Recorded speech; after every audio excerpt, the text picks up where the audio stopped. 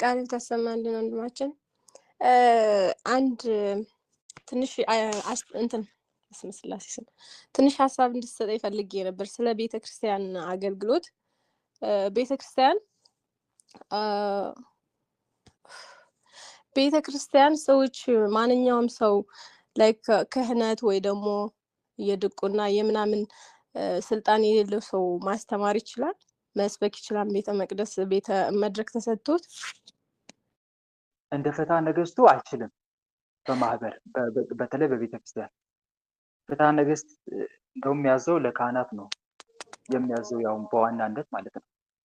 ከዛ ካህን ቢጠፋ ዲያቆን እንደዛ እያለን የሚያዘው እንጂ በዚህ መልኩ ክህነት የሌለው ሰው ያስተምር ብሎ አያዝም እንደ ፍትሐ ነገሥት። ለዛ ነው ብዙ ጊዜ በየሚዲያው አንዳንድ መምህራንና ሊቃውንት እንደዚህ እያሉ ሲያስተምሩ የምንሰማው እና ለዛ ነው። ዞሮ ዞሮ ፍትሐ ነገሥቱ መሰረት ስላደረጉ ነው። ነገር ግን ሰባኪ ባጠረበት እጥረት እንኳን ክህነት የሌለው ሰው ሴቶቹ ራሱ የማስተማር እንትን አቅም ካላቸው ያስተምራሉ። ለምሳሌ እንደነ ቅድስት ወለተ ጴጥሮስ ለምሳሌ ዘመነ ሰማዕታት በሆነበት ሰዓት ቅድስት ወለተ ጴጥሮስ እንደምታስተምረው እና ብዙዎችን እንደመለሰች ሁሉ ማለት ነው። እሺ ጠቅለል እንድታደርግልኝ የፈውስ አገልግሎት እና የቤተ ክርስቲያን ትምህርት እንደዚህ ስብከቶች ምዕመናንን መድረክ ላይ ወጥቶ የማስተማር ማንኛውም ሰው አሁን መንፈሳዊ ሆንኩ ወይም ደግሞ እግዚአብሔር ኃይል ሰጠኝ አይነት ነገር ብሎ መፈወስ ማስተማር አንድ ወንድም ስላለኝ ነው ከሱ ጋር ትንሽ እየተወያየሁ ነበርና የሱን እንትን ሐሳቡን ብዙም እንትን ስላልተቀበልኩት አንተ ሐሳብ ካለ ብዬ ነው ወንድሜ። ከቤተ ክርስቲያን ስርዓት አንጻር ካየ ነው አይቻልም። እንዴ መድረክ ላይ ስልጣነ ክህነት የሌለው ሰው የፈውስ ሰው ጸጋ ተሰጥቶኛል ብሎ እንዲህ አይነት ስርዓት አይቻልም። ከቤተ ክርስቲያን ስርዓት አንጻር ካየ ነው ማለት ነው።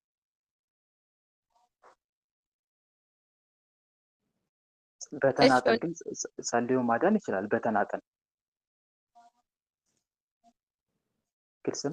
ላይክ አሁን የሆነ ሰው ከአመመ ወይ እንደዛ አሁን የፈውስ ነገር መስጠት ይችላል። ያው ልጁ ወንድሜ ነው፣ የቅርብ ጓደኛዬ ነው። ብዙ ጊዜ እንደዛ ይላል። ስለ በተናጠል አንዱ ለአንዱ ጸልዮ ማዳን ይችላል ጸጋው ካለው። ግልጽ ነው። የማዳን ጸጋ ካለ በተናጠል ለምሳሌ በግል አለ አይደለ? አንዱ ለአንዱ መጸለይ አለበት። አንዱ ለአንዱ ጸልዮ እንደ እምነቱ ሰውን ያድናል ወይም ለሰው ምሕረት ያሰጣል። ይሄ መልካም ነው። ከዚህ በተረፈ ግን ለምሳሌ አንድ ምዕመን ተነስቶ እኔ ፈውስ ጸጋ አለኝ ብሎ መድረክ ላይ አወጣ። ግልጽ ነው። እሺ ወንድሜ፣ ይሄን ሪከርዱ እንደልክለት ስለፈለኩ ነው።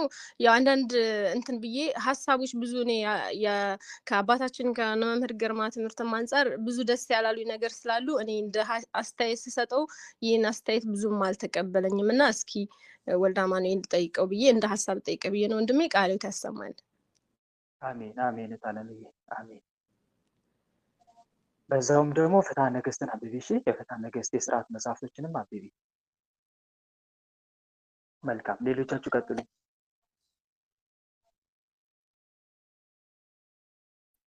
ሌሎቻችሁ እሺ። ወለተ ማርያም ወንድም ያመሰግናለሁ እግዚአብሔር እኔና አይደል? አዎ ቀጥይ። ይሰማል። እሺ ወንድሜ፣ እኔ ጥያቄ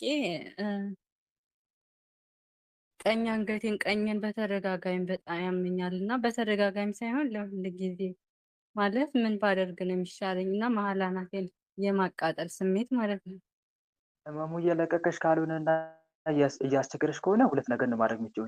አንደኛ ሱባኤ ገብቶ መማፀን፣ በሱባኤ በተደጋጋሚ ደጅ መጥናት ማለት አንዴ ባይደረግ አንዴ ባይሳካ እስከሚሳካ ድረስ በእግዚአብሔር ተስፋ ሳይቆርጡ እምነትን ተስፋ አድርጎ በእምነት እግዚአብሔርን ተስፋ አድርጎ መጠየቅ በተደጋጋሚ። ሁለተኛው መታገስ። ምክንያቱም ደዌ እንደ ጸጋም የሚታዝበት ጊዜ አለና አንዳንዱ በደዌ እየተሰቃየ እንዲጋደል የተፈቀደለት አለ። ለምሳሌ እንደነ አባ ሚሳኤል ያሉ ቅዱሳን ገድላት ላይ ስንክሳሩ እንደሚነግረን ማለት ነው። አባ ሚሳኤል 20 ዓመት ሁሉ ይታመም አይደል ኖረው፣ ግን በደዌ እየተሰቃየ በስተመጨረሻ አባ ማን ነበረ በ8 የሚከበሩት አባ ኪሮስ ወደሱ ሄዱና 20 ዓመት ሙሉ እየተሰቃየ አገኘው። ሊቃነ መላእክት እየጠበቁት ነው። ከላይ 4ቱ ሊቃነ መላእክት ቅዱስ ሚካኤል፣ ቅዱስ ገብርኤል፣ ቅዱስ ሩፋኤል እና ራጉኤል ሱሪያል 4ኛው እነኚህ ከበውታል ክንፋቸውን ዘርግተው። ምን እያደረጋችሁ ነው ብሎ ሲጠይቃቸው ይህንን በሽተኛ እግዚአብሔር እንዲጠብቅ ተጋድሎን እስከሚፈጽም ድረስ እንድንጠብቅ ታዘን ነው አሉት። ከዛ ጠጋ ብሎ ሲያማክረው እየተሰቃየ እንደነበረ ደዌው ሊለቀው እንዳልቻለ ሰው ሁሉ እንደጠላው እንዳራቀው ማንም ጎብኝቶት እንደማያውቅ ከዚህ ደዌ ጋር እየተሰቃየ 20 ዓመት እንዳሳለፈ ነገረው። ሰው እሱ መጎብኘት ከተወ 15 ዓመት እንደቆየ መጨረሻ ላይ በብዙ እንትን አጽናናና አምናለሁ እግዚአብሔር አምላክ ለበጎ ነገር እንደሚያደርግልኝ አለ። ከዛ አባ ኪሮስ ጸለየለት። ጌታ ሆይ ይሄ ሰው ደዌው በዝቶበታልና እባክህ አሳርፈው አለው። ወዲያው ጌታችን መድኃኒታችን ኢየሱስ ክርስቶስ ከ99 ነገደ መላእክት ጋር መጣ። ወዳጅ አባ ኪሮስ ይህን ሰው እንዴት እንደምወደው አሳያለሁ ብሎ ነፍሱን በሰላም እንዲያርፍ አድርጎ ስሞ በሰረገላ አሳፍሮት ይዞት ሄደ። ጌታ ማንን? ይሄ ታማሚውን አባ ሚሳኤል የሚባለው ማለት ነው። መላእክት ነው ያጠኑት ስጋውን። እና መልሽ ፈልጌ ነው አንዳንዱ በደዌም እንዲጋደል የተፈቀደለት አለ። ደዌ ለህመም እኛ እንዲጎዳን ብቻ የማይታዘዝበት ሁኔታ አለ። ሁሉም ሰው እግዚአብሔር እንደሰጠው መንገዱ ይታዘዛል። ስለዚህ አንቺ ምንድን ማድረግ ያለብሽ? እንደ ቤተክርስቲያን አስተምሮ ይሄ ደዌ እንዲለቅሽ የተቻለሽን አድርጊ። ሱባኤ ግቢ፣ እግዚአብሔር አምላክ በጸሎት ተማጸኝ። አንደኛ ሱባኤ ባይሳካ በሁለተኛው ሱባኤ ደጋግሞ በመጠየቅ ከዚህ በተረፈ በመታገስ እግዚአብሔር ትዕግስትን ጌታ ወይ ትዕግስትን ስጠኝ፣ ፈተናውን በሽታውን የሚቋቋምበት ብርታትና አቅም ስጠኝ እባክህን እያልሽ አምላክን መማፀን፣ እንዲሁም ደግሞ መናፍስቶቹንም መዋጋት። እሺ እንትን ነው አሁን ማለት ሱባኤ መያዝ በቃ አቃተኝ። ዝም ብሎ ልቤን ይደክመኛል። ይይዛለሁ ብዬ ደግሞ በወሰንኩበት ቀን የሆነ ያልሆነ ቦታ ሄጄ ምናምን እንትን እላለሁ ማለት ነው። ሌላ ስራ ቦታ ሄዳለሁ ምናምን ነገር እና ያው መናፍስቶችንም መቁጠሪያ አሁን መቀጥቀጥ ዝም ብዬ በቻርጀር አንዳንዴ ነው እንጂ አልመቸኝም ስለሚል መቁጠሪያ መቀጥቀጥም እንትን አይደለም፣ ያን ያክል ብዙ አይደለም። ግን በቃ እንዴት ነው ማሸነፍ እነሱ እንዴት ነው ማሸነፍ የምችለው እላለሁ። ያው እሱ እንደሆነ አውቃለሁ። ብዙ ሐኪም ቤት ሄድኩኝ ምንም ነገር የለብሽም ነው የሚሉን ነገር ለእነሱ ራሱ ግራ ይገባቸዋል። ግን ደግሞ እኔ ደግሞ በጣም ከባድ ታማሚ ከሚባሉት ውስጥ ነኝ። ያው በቃ ማለት አልሞት ባይ ተጋዳይ እየተጋደልኩ ነው አልሞትም ብዬ እንጂ እንዴት ብዬ ላስረዳ?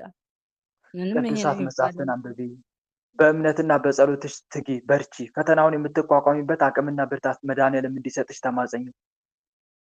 ጌታ ወይ ብርታትና አቅሙን ስጠኝ፣ ፈተናውንም ከኔ አርቅልኝ። ጌታ ወይ የሚቻል ከሆነ ልክ ጌታ መድኃኔዓለም እንዳለው አባቱ ብትፈቅድ ይህች ጽዋ ከኔ ትለፍ፣ ነገር ግን እንዳንተ ፈቃድ እንጂ እንደኔ ፈቃድ አይሁን። ፈተና በመጣባቸው ጊዜ ጌታ ወይ ይህን ፈተና ፈቃድ ከሆነ ከኔ አርቅልኝ፣ ነገር ግን እንዳንተ ፈቃድ ይሁን እንጂ እንደኔ ፈቃድ አይሁን ብላችሁ ጸልዩ ማለት ነው። ጌታ ያንን የተናገረው ጽዋ ምንድነው? መከራ አይደለም? ፈተና አይደለም? ጽዋ መከራ ነው አይደል? ስለዚህ ጌታ ጌቴሰማኒ ሆኖ ሲጸልይ ምን አለ? አባት ሆይ ብትፈቅድ ይህች ጽዋ ከኔ ትለፍ፣ ይህች መከራ፣ ይህች ፈተና፣ ይህች ሞት ከኔ ትለፍ፣ ነገር ግን እንዳንተ ፈቃድ ይሁን እንጂ እንደኔ ፈቃድ አይሁን። ይሄ ማለት የአብ ፈቃድና የክርስቶስ ፈቃድ የተለያየ ሆኖ ማለት አይደለም። ትላንት በቃል ሲያስተምር የነበረውን በተግባር ሲያስተምር ነው። ፈተና በመጣባችሁ ጊዜ ይሄ ፈተና ከኔ ይለፍ ብትፈቅድ፣ ነገር ግን እንደማ ፈቃድ ይሁን እንዳንተ ፈቃድ ይሁን እንጂ እንደኔ ፈቃድ አይሁን እያላችሁ ጸልዩ ነው። ከዛስ ፈቃዱ ከሆነ ፈተናውን ያሳልፈዋል። ፈተናውን እንድንፈተን ፈቃዱ ከሆነ ደግሞ ፈተናውን የምንቋቋምበት አቅምና ብርታት ይሰጠናል። ግልጽ ነው። አጥብቆ መጸለይ፣ መስገድ፣ ጌታን መማፀን፣ መናፍስቱን መዋጋት፣ በተጨማሪ ፈተናውን የምትቋቋምበት ብርታት እንድታገኝ ቅዱሳት መጽሐፍትን የቅዱሳን ተጋድሎ ህይወታቸውን ማንበብ ይሄ ብርታትና ጽናት ይሆንሻልና። ግልጽ ነው። አዎ ወንድም ያንን አድርጊ እህቴ፣ አይዞሽ። እሺ እግዚአብሔር ይስጥልኝ፣ አመሰግናለሁ። አሜን መቤት አሜን ትጠብቅልኝ። አሜን የኔ እህት አሜን። አይዞሽ፣ በርቺልኝ። እሺ ሌላ ሰው እሺ 12 ኪዳን እሺ ድምጼ ይሰማል? ኤርፎን ነቀይና ግቢ አስተካክዩ።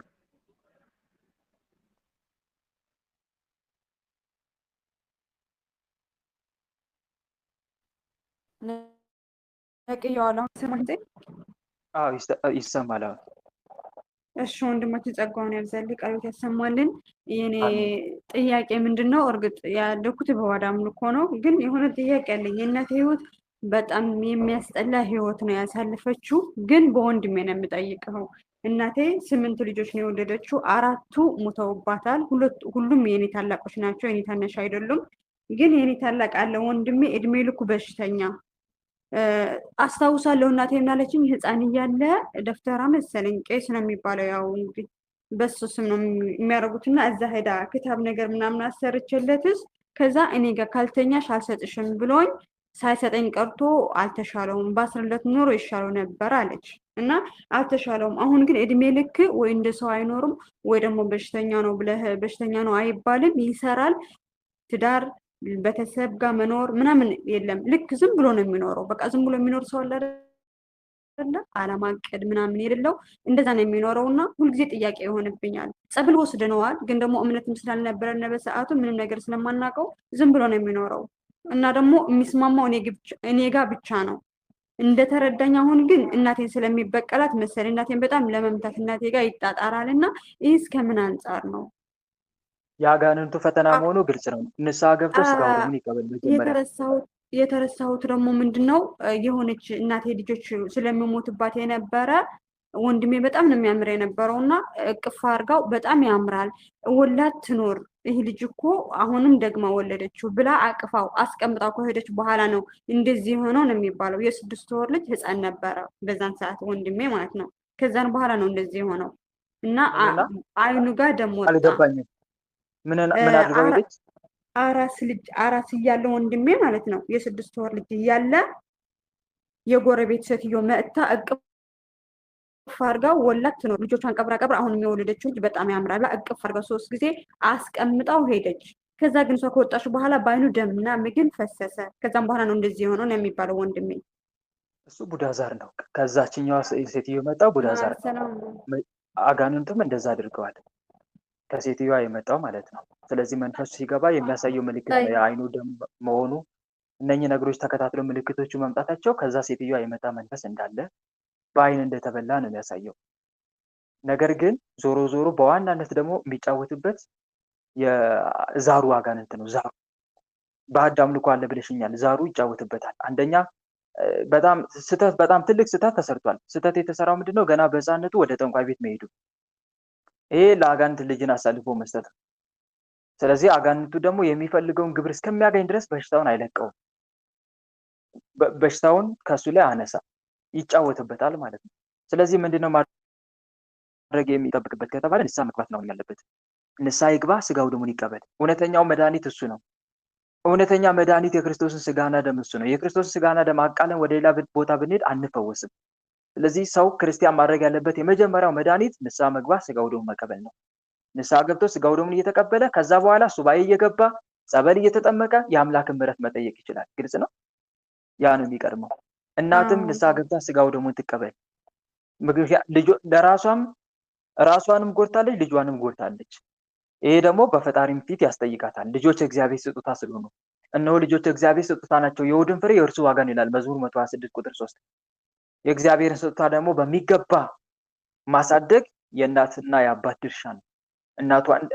እናት ደግሞ ልጇን ለአጋንንት አሳልፋ ሰጥታለች ወደ ጠንቋይ ቤት መድኃኒት ፍለጋ በሚል። ያም ስህተት ስለሆነ እሷም ንስሐ ገብታ ስለሰራችው ኃጢአት ስጋው ደሙን ትቀበል፣ ልጇም ንስሐ ገብቶ ስጋው ደሙን ይቀበል። ከዛ በኋላ ጸበል እየተጠመቁ ሱባኤ እየገቡ ስለ ስጋቸው ፈውስ መጠየቅ ይችላሉ። መጀመሪያ የነፍሳቸው ፈውስ ይቅደም ለማለት ነው። ግልጽ ነው። ወንድማቸው ለማለት ግን አሁን አብሮ አይኖርም። እናቴ ጋር ስለማይስማማ አብሯት አይኖርም። የሚኖረው እሷ ሌላ ቦታ ነው። አንቺ ምንከሪ አንቺ ታገኘው የለ አልፎ አልፎ ነው። እኔ አላገኘውም። በጣም እኔ ስደት ነው ያለሁት፣ እሱ ያለው ኢትዮጵያ ነው። አላገኘውም፣ ስልክም ብዙም ስለማይይዝ ማለት ነው። ስለዚህ በምታገኙ ሰዓት ጠብቀሽ ይህንን ምክር ምከሪው፣ እኔ ለአንቺ የተናገርኩትን። እናም ደግሞ በተጨማሪ ሱባኤ እየገባሽለት በጸሎት እየተማጸንሽ በቅዱሳን ስም አደራ እያልሽ ቅዱሳን እየተማጸንሽ እንዲፈወስና ልቡን እንዲለውጡለት እግዚአብሔር አምላክን ተማጸኝ። እሺ ወንድማችን አመሰግናለሁ። ጸጋውን ያብዛልህ፣ ቃሉ ተሰማኝ። አሜን አሜን። እሺ ሌላ ሰው? እግዚአብሔር ይችላል። እሺ ወንድሜ ቀጥል እስቲ። እሺ ሰላም ነው። እግዚአብሔር ይመስገን። አለን ይመስገን። እሺ እድሉን ስለሰጣችሁ ያመሰግናለሁ። ጥያቄ ነበር። እሺ ቀጥል። እሺ ማንኛውም አይነት ጥያቄ መጠየቅ ይቻላል አይደለ? እንደምትረም ይቻላል። ቀጥል ይቻላል። እሺ እሺ አባት። እሺ እኔ አንድ መወዳት ልጅ ነበረች። እሺ እና ከአንድም ሁለቴ ጠይቂያታለሁ። እንደዚህ ማለት ለጓደኝነት ማለት ነው። እሺ እርግጥም ልጅቷ የቤተክርስቲያን ልጅ ናት። ብዙ ምስጢራት የምትካፈል አይነት ናት። እሺ ማለት ቤተክርስቲያን ለወደፊት በቃ ምንልህ የሆነ መጸድቅባት አይነት ልጅ ናት። እና ከአንድም ሁለቴ ጠይቂያት ነበረ እና መልሷ አይሆንም አይነት ነገር ነው። ማለት ብዙ እንደ ወንድም እና እንደ እህት ቀጥለናል ብዙ ግን የሆነ በእንደዚህ በጭኝነት አንድ ላይ ለመሆን ጠይቂያታለሁ እና አይሆንም ነበር መልሷ። እና ምንድነው ምክንያትሽ ስላት እኔ እንደዚህ አይነት ምንም ስሜት ተሰምቶኝ አያውቅም ብላኛለች። እና ማለት እኔ እንጃ ምንም አይነት ስሜት እኔ ተሰምቶኝ አያውቅም። እኔ እንጃ ግን እውነት አንተ ሆነ ብትሆን እኔ በጣም ደስ ይለኝ ነበረ፣ ግን ስሜቱ የለኝም ጋር አለች። እና ይህ የሚሆነው በምን ምክንያት ነው? አንተም እንደ መምህርነትህ ምን መምከር ትችላለህ በማለት ነው። መልካም። በመጀመሪያ ነገር የሚፈጠረው ከምን አንጻር ነው ከተባለ የራስ ነፃ ፍላጎትም እንዳለ ሆኖ እንደ መናፍስት ውጊያ ካየነው ደግሞ የመናፍስትም ሴራና ተንኮል ይኖረዋል። አንድ አይንን ይጋርዳል። የአይነ ጥላ ስራው ምንድን ነው? አይን መጋረድ አይደል? ስሙ ራሱ ከስሙ ስንነሳ አይነ ጥላ፣ አይንን የሚጋርድ መንፈስ፣ ለእኛ የሚጠቅመን ነገር እንዳንመርጥ የሚያግድ ወይም የሚከለክል፣ ለሚጠቅመን ነገር ስሜት እንዳይኖረን ማድረግ፣ ስሜታችን መግደል፣ ከፊት ለፊታችን ያለውን ህይወት ማጨናገፍ፣ ይሄ የእሱ ስራ ነው።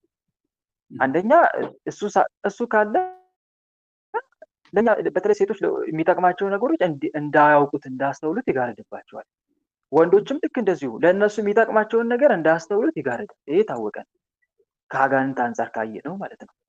ግን ለእህቶች እኔ የሚመክረው እንደዚህ አይነት ነገር ሲመጣ አለመቸኮል ወይ በሰዓቱ አሁን እኛ የተሰማን ስሜት ምናልባት ላይታወቃቸው ይችላል። ግን በጣም ጎበዝ እህቶች ማድረግ ያለባችሁ ነገር ምንድን ነው ከተባለ እንዲህ አይነት ነገር ሲፈጠር ቶሎ ብሎ ምሳሌ ምላሽ አለመስጠት፣ አስቀድሞ የማንን ፈቃድ መጠየቅ? የእግዚአብሔርን ፈቃድ መጠየቅ።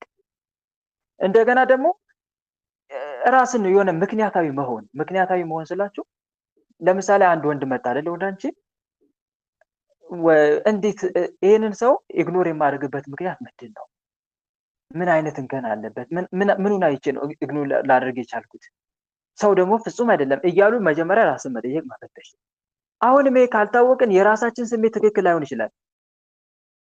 የራሳችን ስሜት ተከትለ የምንጓዝ ከሆነ ትክክል ላይሆን ስለሚችል ቀጥታ ጉዳዩን ወደ ጸሎት ማዞር፣ እግዚአብሔርን መጠየቅ፣ ያንን ጠያቂውን አካል ጊዜ ስጠኝ ብሎ ጊዜ እንዲሰጠን አድርገን እሽም እምቢም ለማለት ማለት ነው።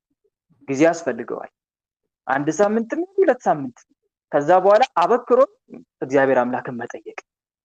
ጌታ ሆይ እኔ ለራሴ የሚጠቅመኝን ነገር አላውቅም፣ እባክህ የሚጠቅመኝ መሆኑን አለመሆኑን ስለማላውቅ እባክህ አንተ የኔንም ፍላጎትን ትክክል ካልሆነ ፍላጎቴን አስተካክል። ጌታ ኢየሱስ ክርስቶስ ሆይ በምርጫዬ ግባ፣ እጣይን የምታጠና አንተ ነህ እንዳለው መጽሐፍ ዳዊት መዝሙር 16 ላይ መዝሙር 15 ላይ አቤቱ አምላኬ አንተ ጠብቀኝ ይልና ይጀምራል። እጣይን የምታጠና አንተ ነህ፣ ገመድ በአማረ ስፍራ ወደቀችልኝ፣ ርስቴም ተዋበችልኝ፣ እግዚአብሔር ርስቴ እድል ፈንታና ጽዋዬ ነው ይላል መጽሐፍ መዝሙረ ዳዊት።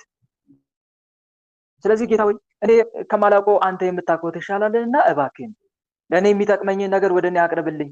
ለእኔ የሚጠቅመኝን ነገር ጠላት እየጋረደብኝ እንደሆነ ስለማላውቅ እባክህን እየጋረደብኝ ከሆነ ጉዳዩን ለአንተ አሳልፌ ሰጥቼሃለሁ። ግልጽ ነው አይደል? ጉዳዩን ለአንተ አሳልፌ ሰጥቼሃለሁ።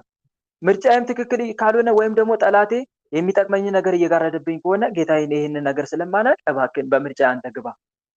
አንተን ጠርቻለሁ በምርጫዬ እንድትገባ ጌታ ሆይ እያለን አጥብቀን መጠየቅ። በዚህ አማካኝነት እግዚአብሔርን ጠይቀን ተማጽነን ስሜታችን ምንም አይለወጥ ከሆነ መናፍስቱንም መፈተሽ መናፍስቱንም ይሄንንም አድርገን በዚህ መልኩ ካለፈን በኋላ ነው እሺም እንቢም የሚለው ምላሽ መስጠት ያለባችሁ እህቶቼ ወንድሞቼ። አንድ ለእናንተ መክረው ይሄንን ነው። ለወንድሜና ለሌሎቹ መሰል ወንድሞቼ ደግሞ መመክረው ነገር ጠየቃችሁ አይደል? ጠይቃችሁ ያቺ ልጅ ምላሿ ኔጌቲቭም ይሁን ፖዚቲቭ ምላሹን በአንደኛ ነፃነታቸውን ማክበር ፍላጎታቸውን እሺ የሚበሉ እንቢ መልካም በፈቃደኝነት የሚሰጡንን ምላሽ በሚገባ ተቀብለን አስተናግደን ግን ምንድነው ማድረግ ያለብን? ልጅቷን የምንወዳት ከሆነ በጸሎት መጠየቅ ነው ያለብን። በጉልበት ምንም ማድረግ የምንቀይረው ነገር የለም። ወይም ደግሞ ያችን ልጅ አብዝተን ፍቅር ስላሳየናት የምንለውጠው ነገር የለም። ምንድነው ማድረግ ያለብን? እግዚአብሔር አምላክን በጸሎት መጠየቅ። ጌታ ሆይ እኔ ፈቃድህ ከሆነ እችን ልጅ ወድጃታለሁና ወደፊት የትዳር አጋሪ እንድትሆን ተመኝቻታለሁና ጌታ ያንተ ፈቃድ ከሆነ እኔ እንደምወዳት እሷም እንድትወደኝ አድርግ። ግልጽ ነው አይደል? እኔን እንደምትወደኝ እኔ እንደምወዳት እሷን እኔ ለሷ እንዳለኝ ፍቅር ሁሉ እሷም ለኔ ፍቅር እንዲኖራት አድርግ ጌታዬ። አንተ የፍቅርና የሰላም አምላክ ነህና እባክህ ጌታዬ ኢየሱስ ክርስቶስ በእኔ ያደረው ፍቅር በሷም እንዲያድር አድርግ።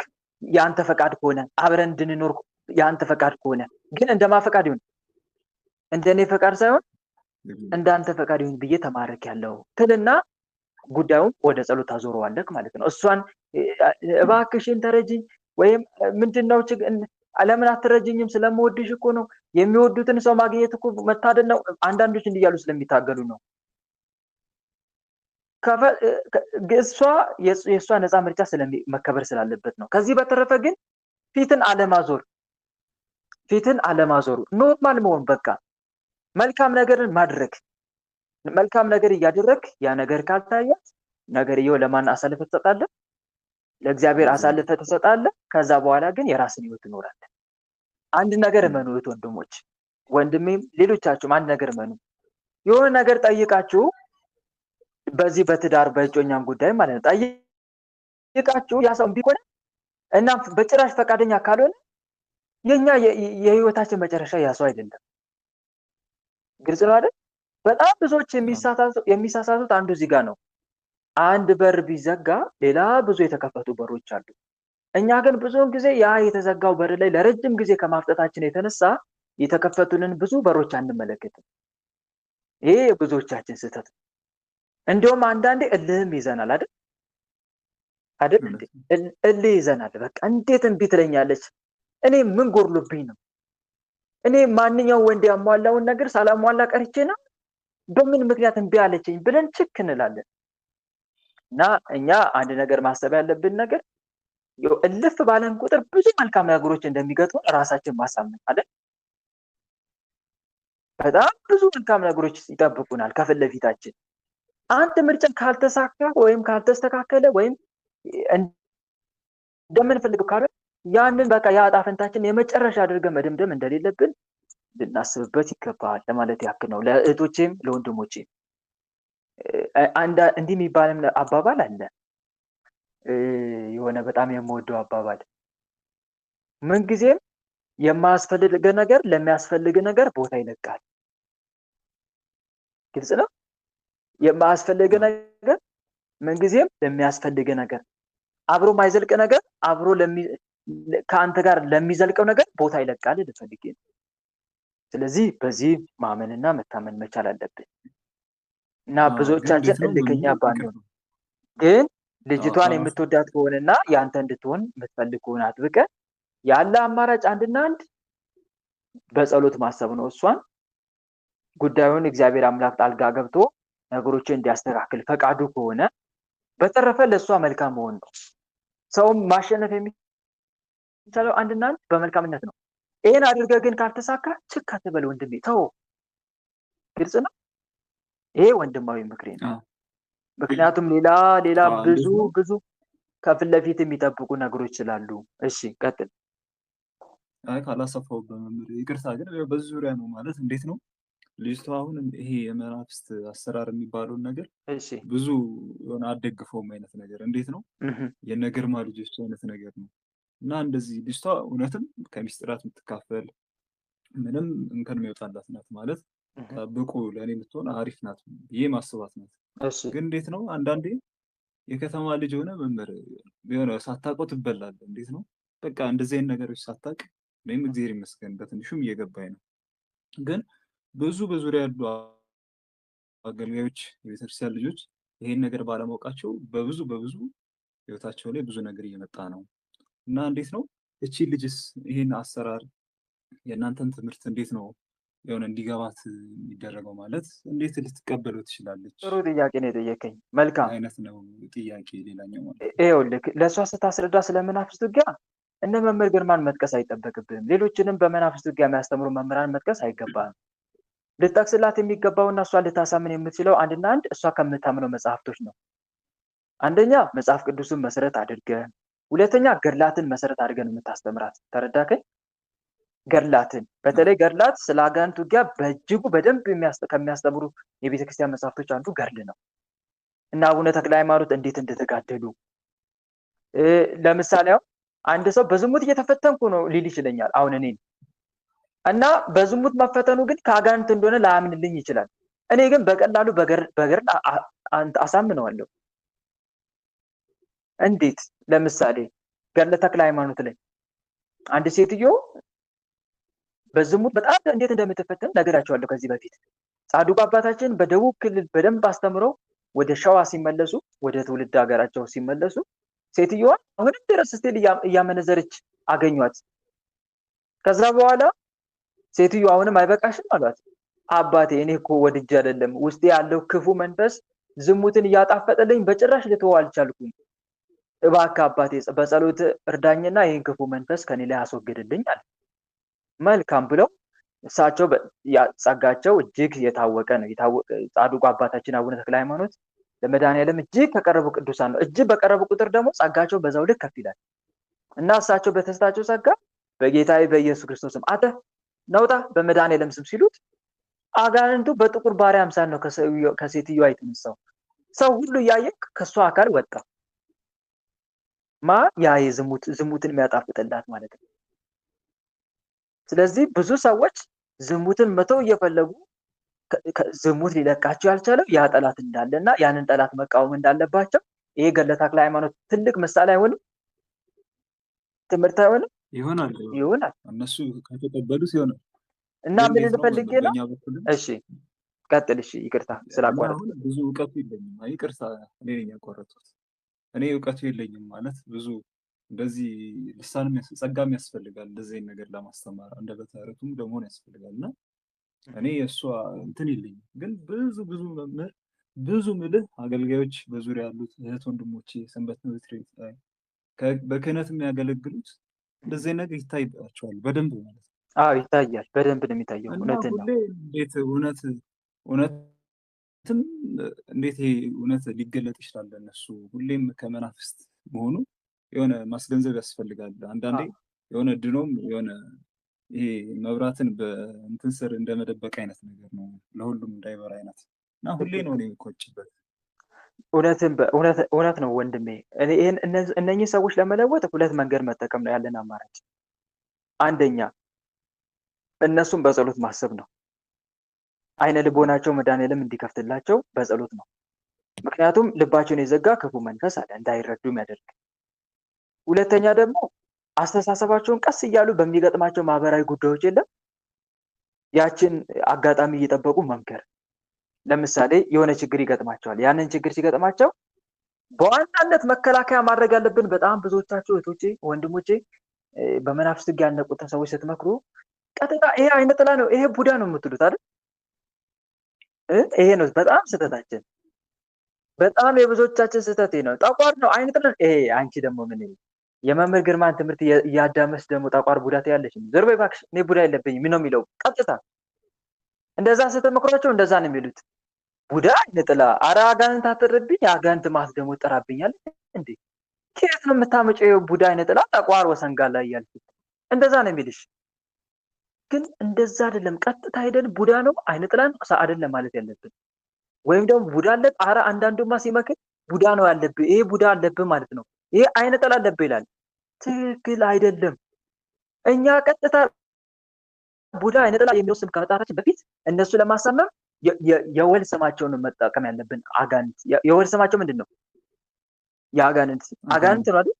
አጋንንትና ሰይጣን ነው በቃ፣ ወይም ርኩስ መንፈስ። ይሄን መጠቀም ያለብን። ስለ ቡዳ ስለ አይነ ጥላ ዲፕሊ የምናብራራው ሲገባቸው ነው። ፈተናውን የትኛው ነው ወደሚለው ሲመጡ ያኔ በጥልቀት እናብራራላቸዋለን። ግን ከዛ በፊት ግን አስቀድመን አጋንንት የሚለውን የወል ስም ተጠቅመን መጽሐፍ ቅዱስም ይሄ ስም አለ፣ አጋንንት የሚለው ስም መጽሐፍ ቅዱስ አለ። ቡዳ አይነ ጥላ ግን የለም። ቃል በቃል ቡዳ አይነ ጥላ የሚል መጽሐፍ ቅዱስ አታገኙ።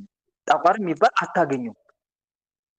እነኝን ሁሉ የአጋንንት ስብስብ ስማቸው የሚጠራው መጽሐፍ ቅዱስ በወል ስማቸው ነው። ወይ አጋንንት ይላል፣ ወይ ሰይጣን ይላል፣ ወይ እርኩስ መንፈስ ብሎ ነው የሚጠራው። ስለዚህ መጽሐፍ ቅዱስ ላይ ባለው ስም ነው እነሱን ልናሳምናቸው የምንችለው። ያንን ስም ተጠቅመን ከዛ የአጋንንቱን ስራ መጽሐፍ ቅዱስን መሰረት እያደረግን ገላትን መሰረት እያደረግን እነሱ መምከር፣ እነሱ ምን ማድረግ መምከር። በዚህ በምንመክርበት ሰዓት ቀስ እያለን እነሱን ወደ ምን ማምጣት ይቻላል? ወደ እውቀት ማምጣት ይቻላል። ለምሳሌ መጀመሪያ መጽሐፍ ቅዱስን ጠቅሳለን። ለጠቀስነው መጽሐፍ ቅዱስ ደግሞ የተግባር መጽሐፍት የሚባሉ ገድላት ናቸው። ገድላትን ደግሞ እናመጣና እናስነብባቸዋለን ማለት ነው። በዚህ ነው ቀስ እያለ ለምሳሌ እኔ ባል ሳገባ ይሞትብኛል ልትል ትችላለች አንዷ። ወይም ደግሞ ባሎችን ወንድ አያስቀርበኝም ልትል ትችላለች። የዚህን ሰዓት ቀጥታ ወዴት ማግባት እንችላለን? በ13 የሚከበረው መልአክ ማን ነው? ቅዱስ ሩፋኤል። በቃ ወደ ቅዱስ ሩፋኤል ተወስዷታላችሁ ያቺን ልጅ ወይም ያንን ልጅ። ያቺ ወለተ ራጉኤል ሳራ ምን ያክል አጋንንቱ እንዴት እንደማያደርግባት አስማንዲዮስ የእሷን ታሪክ ታመጣላችሁ። 7 ባሎች አግብታ እንዴት እንደገደለባት ያኔ ለካ ወንድ ማስቀረብ አጋንንት አለ እንዴት ትላለች። ለካ እቺ ሳራ እንዳታገባ ምን ያክል አጋንንት እንደተፈታተና ስትነግሯት ያኔ እየተረዳች ትመጣለች። በዚህ መልኩ ነው ሰውን ልናስረዳ የምንችለው ነገር። ግልጽ ነው። ለምሳሌ አንዷም ልክ እንደዚሁ ጻድቁ ገብረ መንፈስ ቅዱስ ገድል ላይ ያነበብኩት አለ። ሽንቷን ስትሸና አጋንንቱ በእባብ ተመስሎ በማህፀኗ ገባ። ከዛ ሲያሰቃያት ቆየ። ከባልየው ሁሉ አርቆት ከብዙ ጊዜ በኋላ ሰንበትን ግን ትሸር ነበር ልጅ ሴትዮዋ። አንድም እንደ ቅጣት ነው። በስተመጨረሻ ታማ ሆዷን ሁሉ የነፋት አጋንንቱ በስተመጨረሻ ጻድቁ አባታችን አቡነ ገብረ መንፈስ ቅዱስን እየዘከረች እየተማጸነች ገላቸውን ያነበበች ተማጸነች። መጨረሻ ላይ ራሳቸው አባታችን አቡነ ገብረ መንፈስ ቅዱስ ነው ወደ ቤቷ መጥተው እባቡን ከሰውነቷ እንዲወጣ ያዘዙት። ከዛ ጎረቤት ሁሉ መጥቶ አይቶ የእባቡን ርዝመት አይቶ ገድሎት ሴትዮቱን ነፃ የሆነችው ማለት ነው። ማህፀን የሚያሳምማውን ሲል ይሄንን ታሪክ አነሳለታለሁ። ገባ? ይሄ በተግባር ገድላት እንደዚህ እጅግ በጣም ይጠቅማሉ። እና እንዴት አድርጌ እውቀቱን ላገኝ? በሁለት መንገድ። እንዴት አድርጌ ላስተምር? ጸጋው ያስፈልጋል፣ እውቀቱ ያስፈልጋል። እውቀቱን አንደኛ እየጸለይክ ነው። ጌታ ሆይ ሰዎችን የማስተምርበትን አንደበት ስጠኝ። ለምኑ ይሰጣችኋል አላለም ጌታ? ለምኑ ይሰጣችኋል፣ ፈልጉ ታገኙም አላችሁ፣ መዝጊያን አንኳኩ ይከፈትላችኋል። የሚለምነው ሁሉ ይቀበላል፣ የሚፈልገውም ያገኛል፣ መዝጊያንም ለሚያንኳኳ ይከፈትለታል ብሏል መድኃኒዓለም። ስለዚህ ጌታ መድኃኒዓለም ጌታ እባክህን ሰዎችን ሁሉ መለወጥ እፈልጋለሁ እያስተማርኩኝ እኔ ተለውጬ ሌላውንም መለወጥ ስለምፈልግ እባክህ ተናግሮ የሚያሳምን ማስተማር የሚችል ርቱ አንደበት እባክህ ስጠኝ። ቅዱሳት መጽሐፍቶች ላይ ያሉትን ቃላቶች በማነብበት ሰዓት በልቤ ላይ ቀረጸልኝ ጌታዬ። ለነ ዳዊት፣ ለነ ኢዮብ፣ ለነ ጠቢቡ ሰለሞን እውቀት የሰጠ ጥበብ የሰጠ አንተ ነህ። ሁሉም ነገር የሚገኘው ከአንተ ነውና እባክህን ጌታዊ እውቀትን የሚሰጠውን ቅዱስ መንፈስን በእኔ ላይ አድል፣ በእኔ ላይ አሳድርብኝ እያልክ እየተማጸንክ ቅዱሳት መጽሐፍትን በማንበብ ስትታገል ያኔ እግዚአብሔር አምላክ እየተመኘውን እውቀትና ጥበብ ጸጋ ይሰጣል። ግልጽ ነው። ይሄን ይመስላል ወንድሜ። ግን መምህር ይቅርታ ካላረዝምኩት፣ ያው ጥያቄው አንድ ነው፣ ግን እየሰፋ መጣና የሌሎችም ወንድሞቼን ሰዓት ካልገደልኩ ብዬ ነው አንተንም ካላስቸገርኩ ጥያቄ ቤት እያሰፋሁት በመጣ እኔ ደስ ይለኛል። ግን ካልሆነ ወይ እኔ እናንተ ማገኝበት መንገድ ካለ ባለፈው እኮ በውስጥ ደውዬልህ ነበረ ወንድሜ፣ አላየሁም መሰለኝ። አንደኛ ስደውልልህ እንትኑ ነው ማነው ዘግተከዋል፣ ማንም እንዳይደውልልህ አድርገዋል መሰለኝ። ሞክሬ እየሰራልኝ አይደለም ብዬ ጽፌልህ ሁሉ ነበር አይደል? እኔ ጋር አልተደወለም። ጽፌልህ ነበረ። እስቲ ገብተህ ያው። አይ ሁሌ ልክልሃለሁ ወይ እኔ እንጃ፣ እኔ ጋር አልተደወለም እስካሁን። መልካም እሺ። ለማንኛውም አሁንም ምልክት አድርጌያለሁ። ይኸው እስቲ ለማንኛውም እሺ፣ ይኸው ስልክ ዝግ ነው ወንድሜ ብዬ ሁሉ ኢትዮጵያ ከሆንክ ወይ ስልክ ቁጥሬን በዚሁ ልስጥህና ካልሆነ ወይ ብትደውልልኝ ሁሌ ኦንላይን ላልሆን ስለምችል ከይቅርታ ጋር። ይኸውልህ በውስጣዬ ፎርዋርድ አድርጌልሃለሁ ምን ብዬ እንደጻፍኩልህ ከታች። ያው እስቲ ስልክ ዝግ ነው ወንድሜ አይልም? እኔ ጋር ግን አልመጣም። ይገርማል። ይኸውልህ አየህ ጽፌልህ ነበር። እንደውም እንደሞከርኩ ሁሉ ራሱ ምልክት ያሳያል። ስልክ ዝግ ነው ወንድሜ ክፈተው እና አሁንም ክፈትና እንድደውልልህ አድርገው። እሺ እሺ። ሰዓቱን ብትነግረኝ ቀድሜ እንድገባ። እኔ በዚህ ሰዓት ልልህ አልችልም ወንድሜ፣ ምክንያቱም በጣም ቢዚ በመሆንበት ሰዓት ባቀድኩበት ሰዓት ላይመቸኝ ስለሚችል፣ ብዙ ጊዜ ግን ማታ 2 ሰዓት አካባቢ ነው ብዙ ጊዜ የሚመቸኝ እና የዛን ሰዓት ሲመቸኝ እደውልልሃለሁ። እሺ አመሰግናለሁ። መልካም እሺ። አሜን። እሺ ቀጥሉ ልጆቻችሁ። እሺ እግዚአብሔር እረኛዬ ነው። እሺ እግዚአብሔር እረኛዬ ነው። ቀጥይ።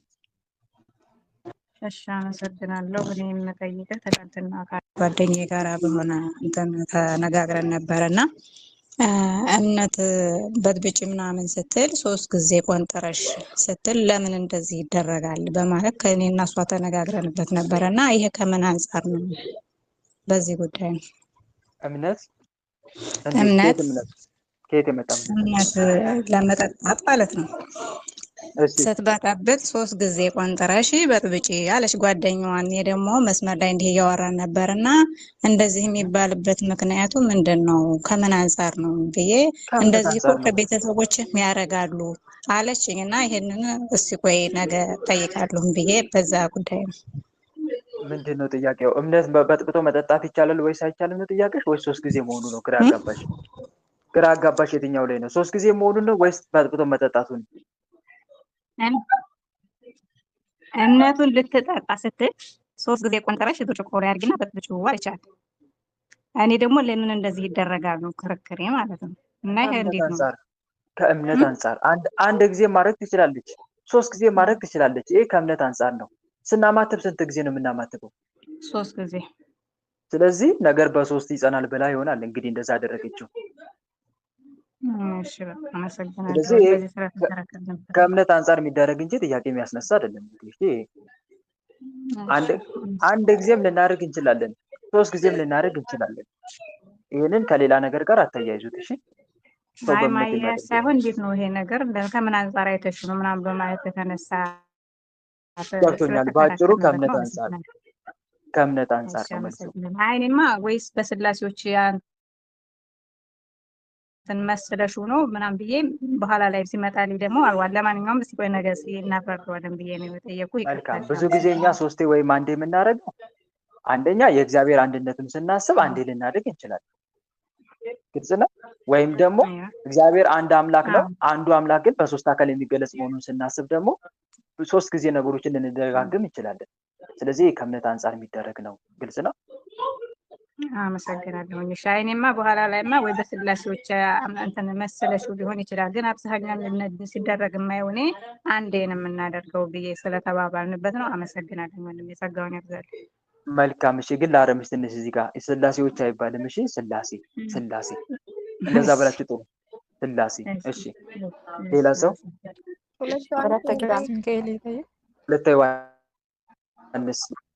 ወለተ ዮሐንስ እሺ ቃሉት ያሰማልን። እኔ ጥያቄ ባለፈውም ስታስተምር ነበር ስለ ወፍ በሽታ የሚባለው ማለት ነው። ይሄ በሳይንሱ የሚተላለፍ ነው ወንድሜ? ማለት አሁን እኔ እና አክስቴ ጋር መድኃኒት ጠጥተው ምን ተብሎ እና ደግሞ ልጅ አለች ትቆርባለች። አሁንም ጥምቀት እየተጠመቀች ነው። እናቴን እኔ እምነትም አጠጫት ጸበልም እየጠጣሽ ከሆነ ይሄ ነገር አትመኝ አልኳት። የዛሩ መናፍስት አለ ከቤተሰባችን ማለት ነው። እና ደግሞ በሳይንሱ እንዴት ነው ብዙም ስላልተረዳው የሚተላለፍ ነው ወይ ሐኪም ቤት መውሰድ ነው ወይስ ምን ይሻላል? ለማማከር አንተ ብትገልጽልኝ ብዬ ነው። እሺ ስለ ወፍ በሽታ ካየን እንደ ሕክምና አንጻር ካየን ከሕክምናው አንጻር ብዙ ማለት ይቻላል ማብራራት ይቻላል። የወፍ በሽታ በሕክምና መጠሪያ ምን ተብሎ ይጠራል ከተባለ ፒስታኮሲስ ወይም በባክቴሪያ አማካኝነት ከወፎችና ከዶሮዎች ወደ ሰው የሚተላለፍ ተላላፊ በሽታ ነው ተብሎ ይሰጣል። ስለ በሽታው መንስኤ ምልክቶችና ሕክምና ሳይንሳዊና ሕክምናዊ መረጃዎች ግን አሉት።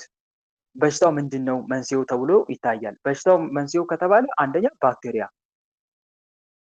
ባክቴሪያ በሽታው ካልሚዲያ ፒስታኪ ወይም በዚህ ካልሚዲያ ፒስታኪ በሚባል የባክቴሪያ አይነት የሚመጣ በሽታ ነው። አንድ አስተላላፊዎች ምን ሊሆኑ ይችላሉ? በቀቀን፣ እርግብ፣ ካናሪ፣ ዶሮዎችና ዳኪዎች ዋና ዋናዎቹ ናቸው አስተላላፊዎቹ የወፍ በሽታ ማለት ነው። የመተላለፊያ መንገድ ምን ሊሆን ይችላል? በበሽታው የተያዘ ወፍ በሚያስነጥስበት፣ በሚጸዳዳበት ወይም ላባውን በሚያራግፍበት ጊዜ ባክቴሪያው አየር ላይ ይበተናል። ሰው ይህንን የተበከለ አየር በረቂቅ ብናኝ መልክ ወደ ውስጥ ሲተነፍስ በዚህ በሽታ ሊያዝ ይችላል። አንድ ሌላው ደግሞ ከሰው ወደ ሰው እንዴት ሊተላለፍ ይችላል? በጣም አልፎ አልፎ ካልሆነ በስተቀር ከሰው ወደ ሰው አይተላለፍም በሽታው። አንደኛው መረዳት ያለብን ነገር ይሄ ነው። ሌላው ሁለተኛው የበሽታው ምልክቶች ምን ሊሆኑ ይችላሉ የሚለውን እንመልከት። በሽታው ቅድም እንደነገርኳችሁ ባክቴሪያ ነው አይደል? ዋናው መንስኤው ብዙ በሽታዎች ከባክቴሪያ መንስኤያቸው ባክቴሪያ ወይም ፈንገስ ሊሆኑ ይችላሉ። እንደ ወባ ከሆነ ደግሞ ፕላስሞዲየም፣ ሌሎችም ሊኖሩ ይችላሉ። ግን በዋናነት ባክቴሪያ ነው በሽታ በብዛት የሚታወቅበት እና ባክቴሪያ እና ቫይረስ እና የበሽታው ምልክቶቹ ምን ሊሆኑ ይችላሉ ከተባለ በሽታው ወደ ሰው አካል ከገባ ባክቴሪያው ማለት ነው ከ5 እስከ 14 ቀናት ባለው ጊዜ ውስጥ ምልክት ማሳየት ይጀምራል።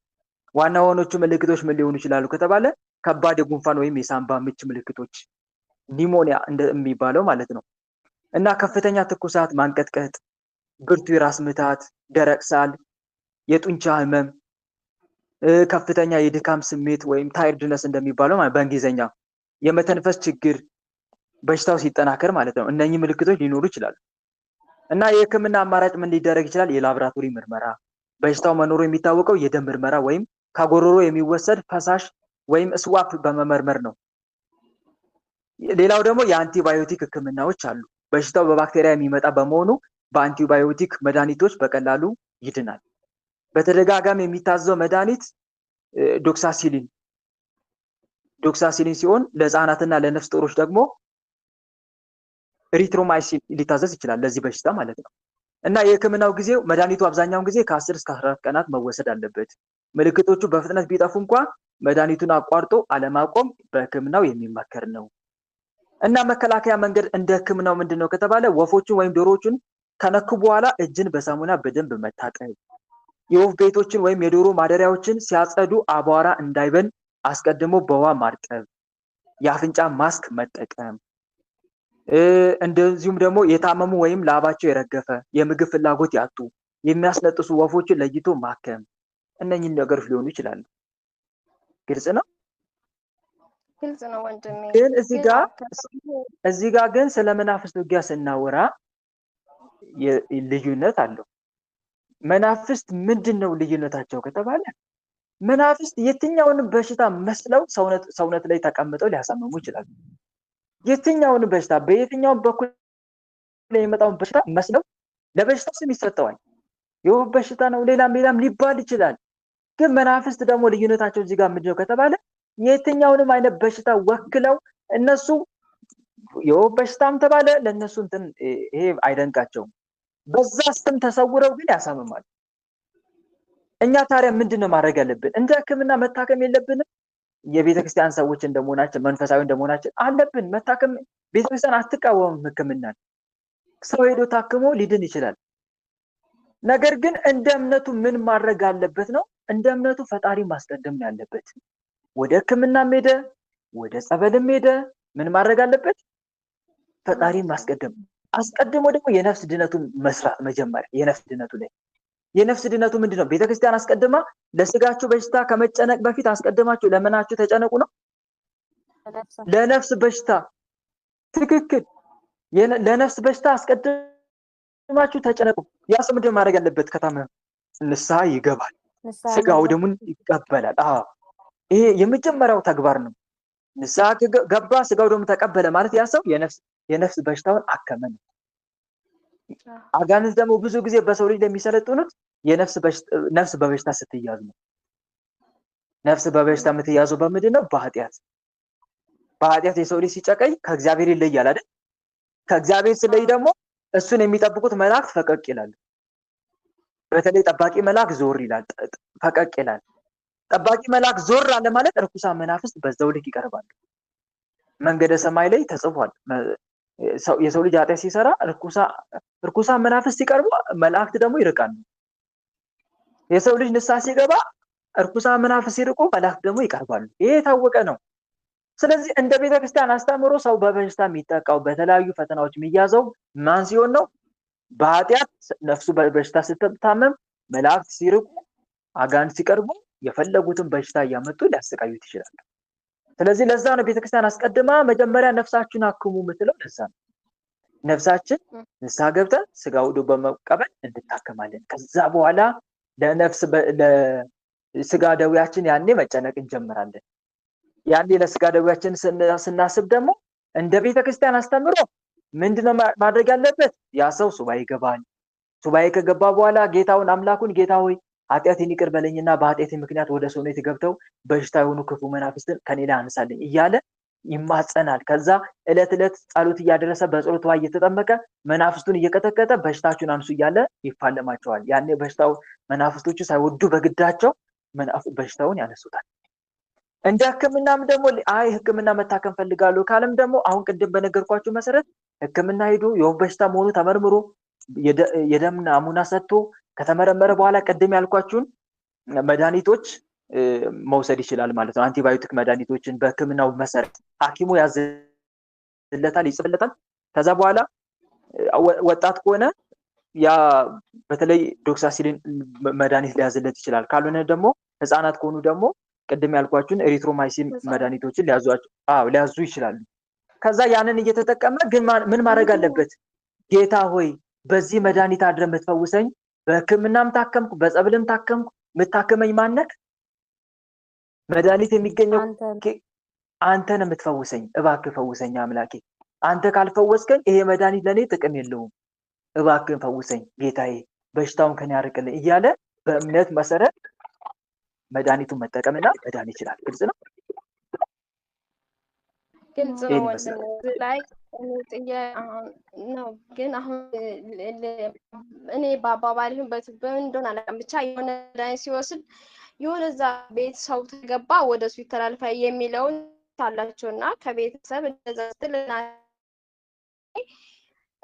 አሁን ካስተከን ምልክት የለም ሆዴን ብቻ ነው አመመኝ የምትለው ይችላል እና ልጅቷ በሳምንት እኔ ያለሁት ስደት ስለሆንኩ አልታከመችም። አይ እኔ ጥያቄ ገና ይሄንን እስኪ ከመናፍስት ሕክምና የጠየቁ ለዛ ነው። የወፍ በሽታ ብሎ የነገራት ማን ነው? የወፍ በሽታ ብሎ የነገራት ማን ነው? ወይስ ግምት ነው? እዛ አጥት ያለችና መድኃኒቱን ይወስዳሉ ወንድሜ። መድኃኒቱን ወሰዱ እና ያበሻውን መድኃኒት ወሰዱና እናቴ ደግሞ እዛ ሄዳለች ይዛለች። አይ እናቴ አልኳት ልጄ አይዛትም ትቆያለች። ከዛ ቀጥሎ ደግሞ ጸበሉ ሰጃት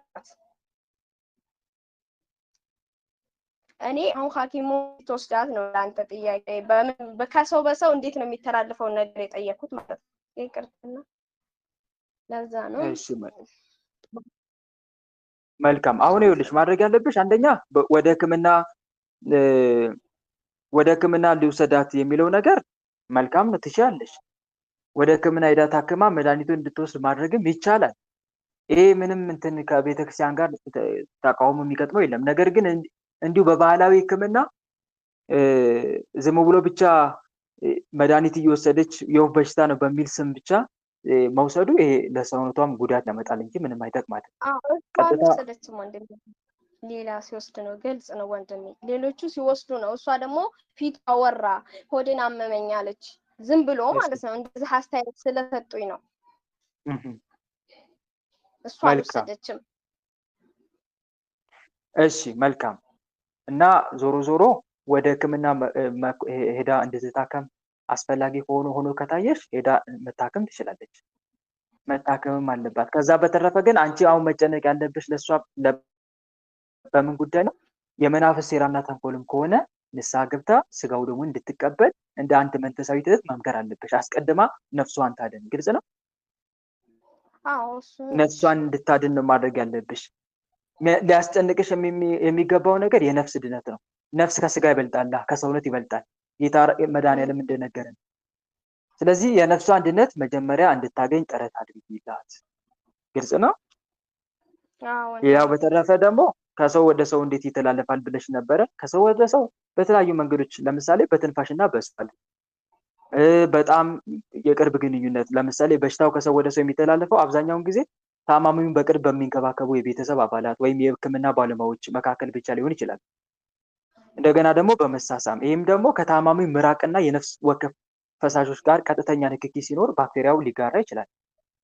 ባክቴሪያው ከዛ ወደዛ ሲተላለፍ እዛ ሰው ጋር ኮሚኒኬት ሲሆን ወደ ላይኛው የመተላለፍ ዕድሉ ይኖራል እና በዚህ አማካኝነት ነው። ግልጽ ነው። እሺ፣ አዎ ግልጽ ነው ወንድሜ። መልካም። እሺ፣ ሌላ ሰው እሺ፣ ወለተ ስላሴ ታቀለነ አሜን አሜን። እሺ ቀጥይ። እሺ የኔ ጥያቄ እኔ የምኖረው አረብ ሀገር ነው፣ ዱባይ ነው የምኖረው እና ከመጣሁ ቆይቻለሁ። ወደ 6 ዓመቴ ነው እና እናቴ ኢትዮጵያ ገብቼ ትዳር እንዲይዝ ትፈልጋለች።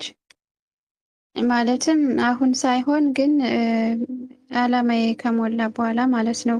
እና እኔ ደግሞ ከዚህ ዱባይ ውስጥ በአጋጣሚ የተዋወቅኩት ልጅ ነበረ ማለት ነው እና ጥያቄ አቀረበልኝና ማለት ጥያቄ አቀረበልኝ። እኔም ወድጀዋለሁ በእርግጥ እና እናቴ ክፍለ ሀገር እዛው ነው እንዳግባ የምትፈልገው። እኔ ደግሞ አንደኛ እድሜ እንዲሄድም አልፈልግም። ሲቀጥል ደግሞ ቶሎ ስለማልገባ ወደ ኢትዮጵያ ያው ከቆየሁኝ ምናምን ብዬ አሰብኩ ማለት ነው እና የእናቴ ሀሳብና የኔ ሀሳብ ተለያይብኝ እና ምን ላድርግ? ልጅ ደግሞ ጥሩ ልጅ ነው ማለት ያው እኔ ወድጀዋለሁኝ እሱም እንደዛው ማለት ነው እና ምን ላድርግ? በቤተሰብ መካከል ያለውን በቃ ግራ ገባኝ ትንሽ። እናትሽን ይኸውልሽ፣ አንደኛ በትዕግስት አድርገሽ ምን ማድረግ እንዳለብሽ ማሳመን ነው። በቀስታ ቀስ እያልሽ መምከርና ማስተማር፣ እንድትቀበልሽ ደግሞ በጸሎት መጠየቅ ፈጣሪ አምላክን ጌታ ሆይ እናቴ እንድትረዳኝ አድርገኝ እያልሽ እየተማጸንሽ እናትሽን ለማስረዳት መሞከር ነው። ግልጽ ነው። አንዱ ይህንን ነው ማድረግ የምትችው። ከዚህ በተረፈ ግን እናትሽ በጭራሽ የማትሰማና ልትረዳሽ ካልቻለች አንቺ የራስን ውሳኔ ማድረግ ነው፣ ወይም ደግሞ ሰዎች እንዲመክሯት ማድረግ ነው። ግልጽ ነው። ሰዎች እንዲመክሯት አድርገሽ ወይም በዛ መልኩ እንድትረዳሽ ማድረግ ነው። ከዛ በተረፈ ግን አደራውን የሚልሽ እዚህ ጋር ስታደርጊ ግን ግንኙነት ማነው ጋብቻውን ስትመሰርች ግን በቤተክርስቲያን ስርዓት ይሁን። እሺ፣ ከቤተክርስቲያን ስርዓት ውጭ እንዳይሆን። ቤተክርስቲያን አታስም። ከቤተክርስቲያን ስርዓት ውጭ የሚደረግ ጋብቻ የአህያና የበቅሎ ጋብቻ ነው፣ የፈረስና የበቅሎ ጋብቻ ነው የምትለው ቤተክርስቲያን። ስለዚህ አንድም አጋንንት ያንን ትዳር ህይወት ስለሚቆጣጠሩት እግዚአብሔር አምላክ ጥበቃውን እንዲያጸና በዛ በግንኙነታችሁ ላይ አስቀድሞ እግዚአብሔር አምላክን ጠይቃችሁ እንደዚሁም ደግሞ በጸሎትና በስግደት በመንፈሳዊ ግንኙነታችሁን አጠናክራችሁ በስተመጨረሻ በቤተክርስቲያን ስራ ዱባይ ደግሞ ከሆናችሁ ይቻላል አይደል? ቤተክርስቲያን አለ ዱባይ። ስለዚህ በስርዓተ ቤተክርስቲያን መጋባት ግልጽ ነው። እሺ አመሰግናለሁ። ግን እናቴን ስለገፋው ምናምን ያው እናቴን እኔ ብቻ ነኝ ልጇ፣ እኔ እና አንድ ወንድም አለኝ። ከዛ ወንድም አለኝ ተማሪ ነው። ግን በራሴ ቤት ኃጢአት አይሆንብኝም። መጀመሪያ በግል ምከሪ። በግል ልትረዳሽ ካልቻለች በጸሎት እየታገሽ በግል ጌታዊ እናቴ እንድትረዳኝ አድርግ እያልሽ፣ ሁለተኛ ሲቀጥል ደግሞ አንቺን ልትሰማ ካልቻለች ከአንቺ ጋር የተወሰኑ ሰዎችን ትይዥና እዛ ያሉ ሰዎች አሉ አይደለ? እባካችሁ እናቴን አሳሙልኝ። እኔ እናቴን ማስቀየም አልፈልግም፣ ማሳዘን አልፈልግም። እናቴ ልትረዳኝ ስላልቻለች በደንብ አድርጋችሁ ምከሩልኝ ብለሽ 1 2 3 ሰው አስይዘሽ ታስመክሪያለሽ እናትሽን። ግልጽ ነው። እነሱን እንድትሰማ እንዲሁም ደግሞ ከአንቺ ምን እንደምትፈልግና እሷን እንድትረዳሽ የሚያደርግ ነገር ምክንያቶችን ከነሱ ኢንፎርሜሽን ትወስጃለሽ። ከዛ በኋላ ያንን መፈጸም ይቻላል። መጨረሻ ላይ ግን ቤተሰብ እንቅፋት እየሆነ ካስቸገረ ወይም ለራሳችን ለኛ ህይወታችን ለወደፊት ህይወታችን ታኮ እየሆነ ካስቸገረ የራሳችንን እርምጃ እንወስዳለን። በስተመጨረሻ ግን ይሄን የምናደርገው የራሳችንን ጥረት አድርገን አማራጭ የሌለው መፍትሄ ላይ ስንደርስ ብቻ ነው። እሺ ግልጽ ነው እህቴ? እሺ አዎ ግልጽ ነው። አመሰግናለሁ። ቃል ያሰማል። አሜን አሜን። ይሄንን የምልሽ ለምንድን ነው? ቤተሰብን ከማክበር አንፃር መልካም ልናስቀይማቸው ስለማይገባ ግን የእኛን ህይወት ወደፊትን እያጨለሙ ከሆነ የራሳችንን እርምጃ እንወስዳለን። መልካም እሺ። መኑ ከማምላክ ቀጥል። እሺ ወንድሜ፣ እኔ አንተታችን ጥያቄ ነው በጽሁፍ አቀርባል ጠይቄልህ ብላኝ ነውና ሰው ታዳምጣለህ። ጥያቄውን መሰለህ እኔ ጮኛዬ አለኝ። እሱ ዓለማዊ ነበር። አሁን ወደ መንፈሳዊ ህይወት መጥቶ ንስሐ ገብቶ መስገድ መጸለይ ሲጀምር በጣም ፈተና ይበዛበታል። በአንድ አይነት ኃጢአት ተደጋጋሚ ይፈተናል። ጸሎት ሲያቋርጥ ፈተናው ይቆማል። ጸሎት ሲጀምር በዝሙት ሀሳብ፣ ስዕል አድኖ በመሳደብ በብዙ ነገር ይፈተናል። አብረን ጸሎት እናደርሳለን፣ እንሰግዳለን። በመሀል የዝሙት ሀሳብ፣ ቅዱሳን የመሳደብ ሀሳብ ይበዛበታል። ለምን እግዚአብሔር አይረዳኝም ብሎ ተስፋ ይቆርጣል። እንደዚህ ከመሆን የድሮ ዓለማዊ ማንነት ይሻለኛል ይል ነበረ። ከኔ ጋር በሚያወራ ሰዓት በጣም ነበር ዝሙት ሀሳብ ሁለታችንም የምንፈተነው ትላለች እህታችን። መልካም፣ ይሄ የሚጠበቅ ነው። በነገራችን ላይ እህት ወንድሞች፣ ሁላችንም መገንዘብ ያለብን አንድ ነገር አለ። ወደ እግዚአብሔር ስንቀርብ ፈተና ላይቀርብ ነው እንዴ? ይመጣል ፈተና። ምክንያቱም ዲያብሎስ መጀመሪያ ለምንድን ነው በዛ ልክ አጥብቆ አልፈተንም? ምክንያቱም በቁጥጥሩ ስር ነበርን። ሰው ወደ መንፈሳዊ ህይወት ሲመጣ ከአጋንንት እስራት ተላቆ የእግዚአብሔር እቅፍ ውስጥ ለመግባት ነው እየታገለ ያለው። የሆነ ነገር ከቅፋችሁ ሊወጣ ሲል ከቅፋችሁ እንዳይወጣ ትታገላላችሁ? አትታገሉ? ንገሩኝ እስኪ። አትታገሉ? ስለዚህ ዲያብሎስም እንዲህ ነው የሚያደርገው። መጀመሪያ በሱ ቁጥጥር ስር የነበረ ሰው አሁን ከሱ ቁጥጥር ለመውጣት ሲታገል ልዩ ልዩ ፈተናዎችን እያመጣ ተስፋ ሊያስቆርጠው ይሞክራል። እርኩሳን መናፍስት ከዲያብሎስ ወደ እግዚአብሔር ልጆች እየተላኩ በፊታቸው ብዙ መሰናክሎችን በመደቀር ከጀመሩት የእግዚአብሔር መንገድ እንዲወጡ ማስገደድ ይጀምራሉ።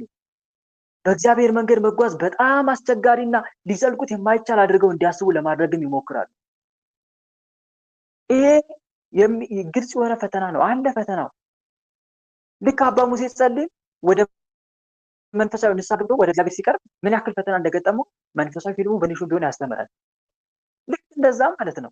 ስለዚህ አንድ ሰው ወደ ክርስትና ሲመጣ ፈተና እንደሚጠብቀው ራሱ ማሳመን አለበት መጀመሪያ።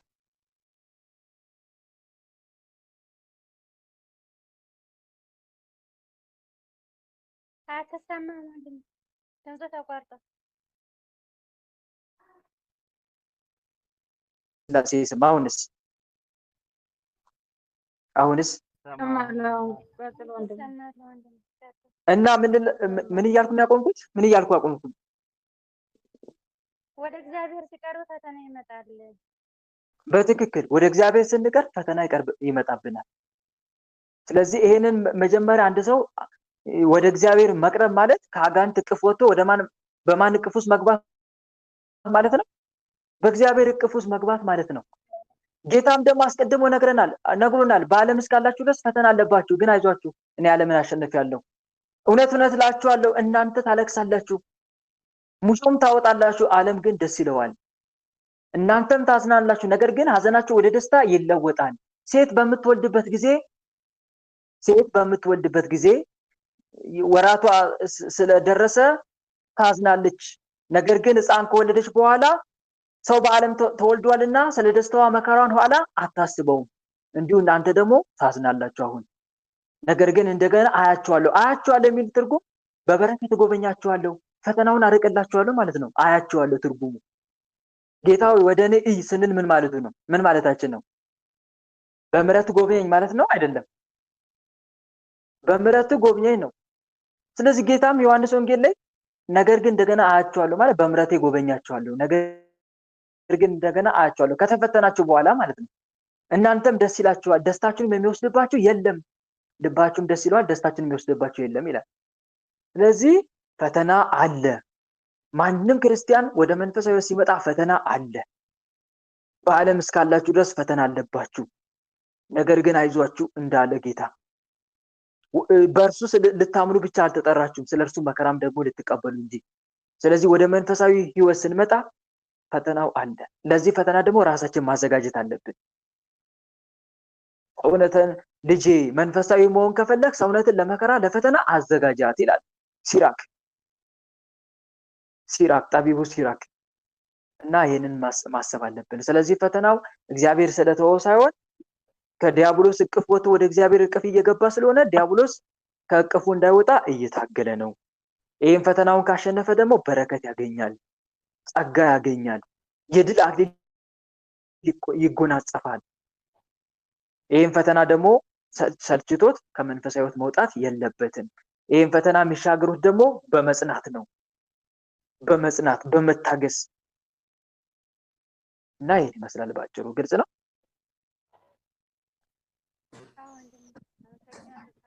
እሺ ሌላ ሰው እኔን ጠይቅ። ወለተ ማርያም እሺ ወለተ ማርያም እኔን ማለት ነው የእናቴ ጥያቄ ነውና እናቴ ድሮ የጣዖት አምልኮ ታመልክ ነበረ እና ከተወቹ 2 ዓመቷ እኔ ተይ ምናምን እያልኳት ማለት ነው። እና አሁን ንስሐ ግቢ ምናምን ሰዓት እሺ እያለችኝ ከዛ እኔ ሳታማክር ቅዱስ ቁርባን ወሰደኝ እና ከዛ ተጣልተን ስንት ነገር ተዳርሰን ከዛ ሁለተኛውን ንስሐ መግባት ትችላለች ወይስ አትችልም? ትችላለች። ንስሐ ገብታ መቀበል ትችላለች። ንስሐ ሳትገባ ቁርባን ነው? አዎ ንስሐ እኔም ተይ ቆይና መጀመሪያ ንስሐ ግቢ ምናምን እያልኳት ከዛ እኔ ሳታማክር ዝም ብላ ቆረበኝ። ሊያስቀስፋ ስለፈለገ ነው ባጭሩ። እንድትድንበት ሳይሆን እንድትቀሰፍበት ስለፈለገ ነው። ምክንያቱም ንጹህ ያልሆነ ቢቆርብ ዕዳ ነው የሚሆንበት አይደል? ዕዳ እንጂ ድነት አይሆነውም። ስለዚህ ድነት ሳይሆን ዕዳ እንዲሆንባት እንዲያስፈረድባት አጋንቱ ስለፈለገ እያክለፈለፈ ሄዶ እንድትቀበል አደረጋት። ስለዚህ ያው ምንድነው ማድረግ ያለባት? ንስሐ ገብታ ድጋሚ መቀበል፣ ንስሐ ሳትገባ መቀበሏንም ጭምር መናዘዝ ስትናዘዝ። እሺ ካለማወቅ ማለት ነው እኮ ንስሐ ሳልገባ በድፍረት ተቀብያለሁ ብላ ለንስሐ አባቷ ትቀበላለች። ንስሐ ሳልገባ ከሆነ ግልጽ ነው ባጭሩ። ይሄን ሁሉ ኃጢአት ሰርቼ ይሄን ሁሉ ኃጢአት መስራቴ ሳይበቃኝ እንደገና በድፍረት ሄጄ ንስሐ ስጋው ደግሞ ተቀብያለሁ ብላ በደንብ ማስረዳትና ለንስሐ አባቷ ከዛ ንስሐ አባቷ የሚገባትን ቃል መስጠታታ ቀናው ሲጨርስ እግዚአብሔር ይፍታሽላታል። ከዛ በኋላ እንድትቀበል ማድረግ። ምናልባት ምክሩ ስህተቱ ካንቺ ሊሆን ይችላል። ስትመክሪ ቁረቢ ሳይሆን ንስሐ ግቢ መጀመሪያ። እሺ እንደዛ እየተባለ ነው የሚመከረው። ብዙዎቻችን ምናልባት ከእኔም አይደለም ስህተት ሆነ ግን ከንስሐ አባቷ ነው። ንስሐ አባት ገጠር ስለሆነ ይሄን ያክል እውቀት የላቸውም። ስለዚህ አንቺ ከሚያውቅ ንስሐ አባት ጋር አገናኛታ። እንደዛ ስላት ደግሞ እሱ ካልተኛ እኔ እንዴት ብዬ ነው የሚሄደው ትለኛለች። እሱ ከሱ ፈቃድ ካልጠበቁ እንዴት ብዬ ነው የሚተወው ትለኛለች። ማለት ከማን ፈቃድ? ከሱ እሱ ራሱን ነው እንጂ የምሰኘኝ እኔስ እንዴት ብዬ ወደ ሌላ ላከኝ ስለው እሺ አይልም እና መጀመሪያ ከሱ ፈቃድ ነው የምጠይቀው ትለኛለች። ሌላ ንስሐ አባት ለመያዝ እየመከሩ ካልሆነ ወይም ደግሞ አንደኛ አሰናብቱኝ አባቴ ማለት ትችላለች። ፈቃደኛ ካልሆኑ ግን አስፈላጊ ከሆነ ወይም ደግሞ በስነ ስርዓት እየመራት ካልሆነ ሳታስፈቅድም ዝም ብላ ሄዳ ሌላ ንስሐ አባት መያዝ ትችላለች። ፈቃደኛ ያለምንም ምክንያት ፈቃደኛ ማይሆኑ ከሆነ ማለት ነው። አሁን የሁለት ያው ግዴታ ቁንና መውሰድ አለባት ማለት ነው። ግድ ነው እንዴ?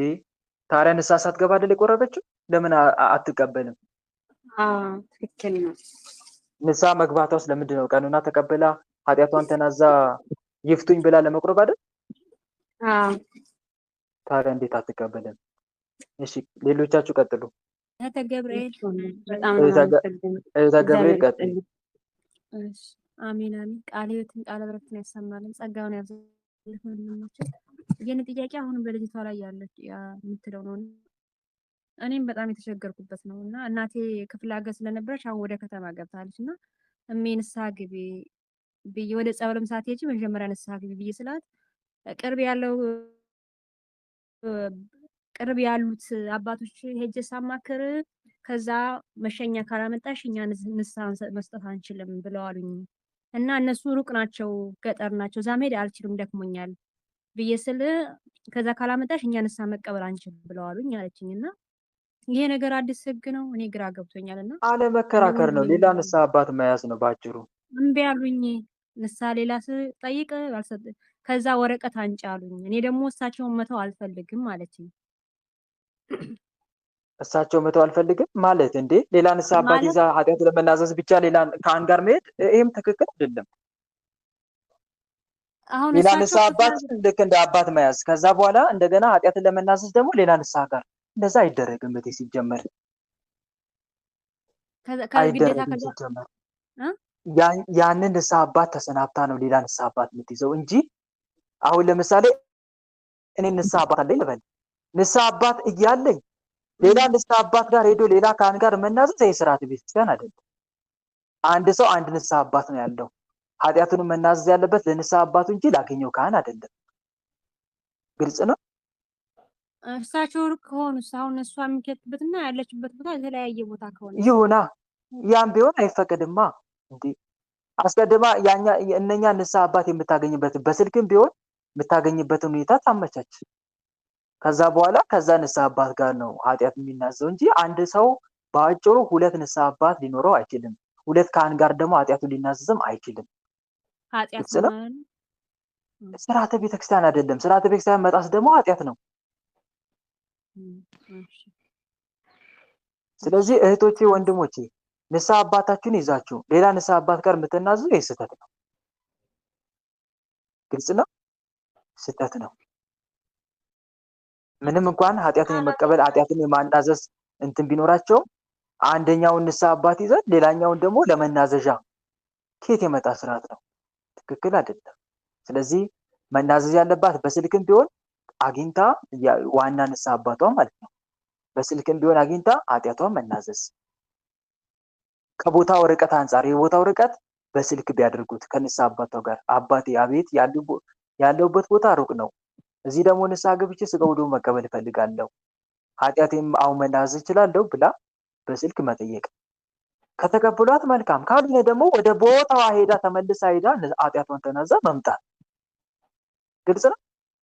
ኃጢአቷን ተናዛ መጣ፣ ከዛ ተመልሳ ስጋው ደሙ መቀበል ቀኖናዋን ስትጨርስ። ካልሆነ ደግሞ እኔ ንስሐ አባት የለኝም ብላ መቅረብ።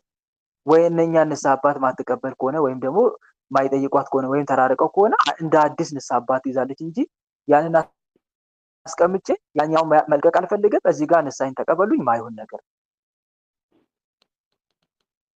ግልጽ ነው። ይሄን ይመስላል። አዎ፣ ቃል አመሰግናለሁ። አሜን። እሺ፣ ሌላ ሰው ማን?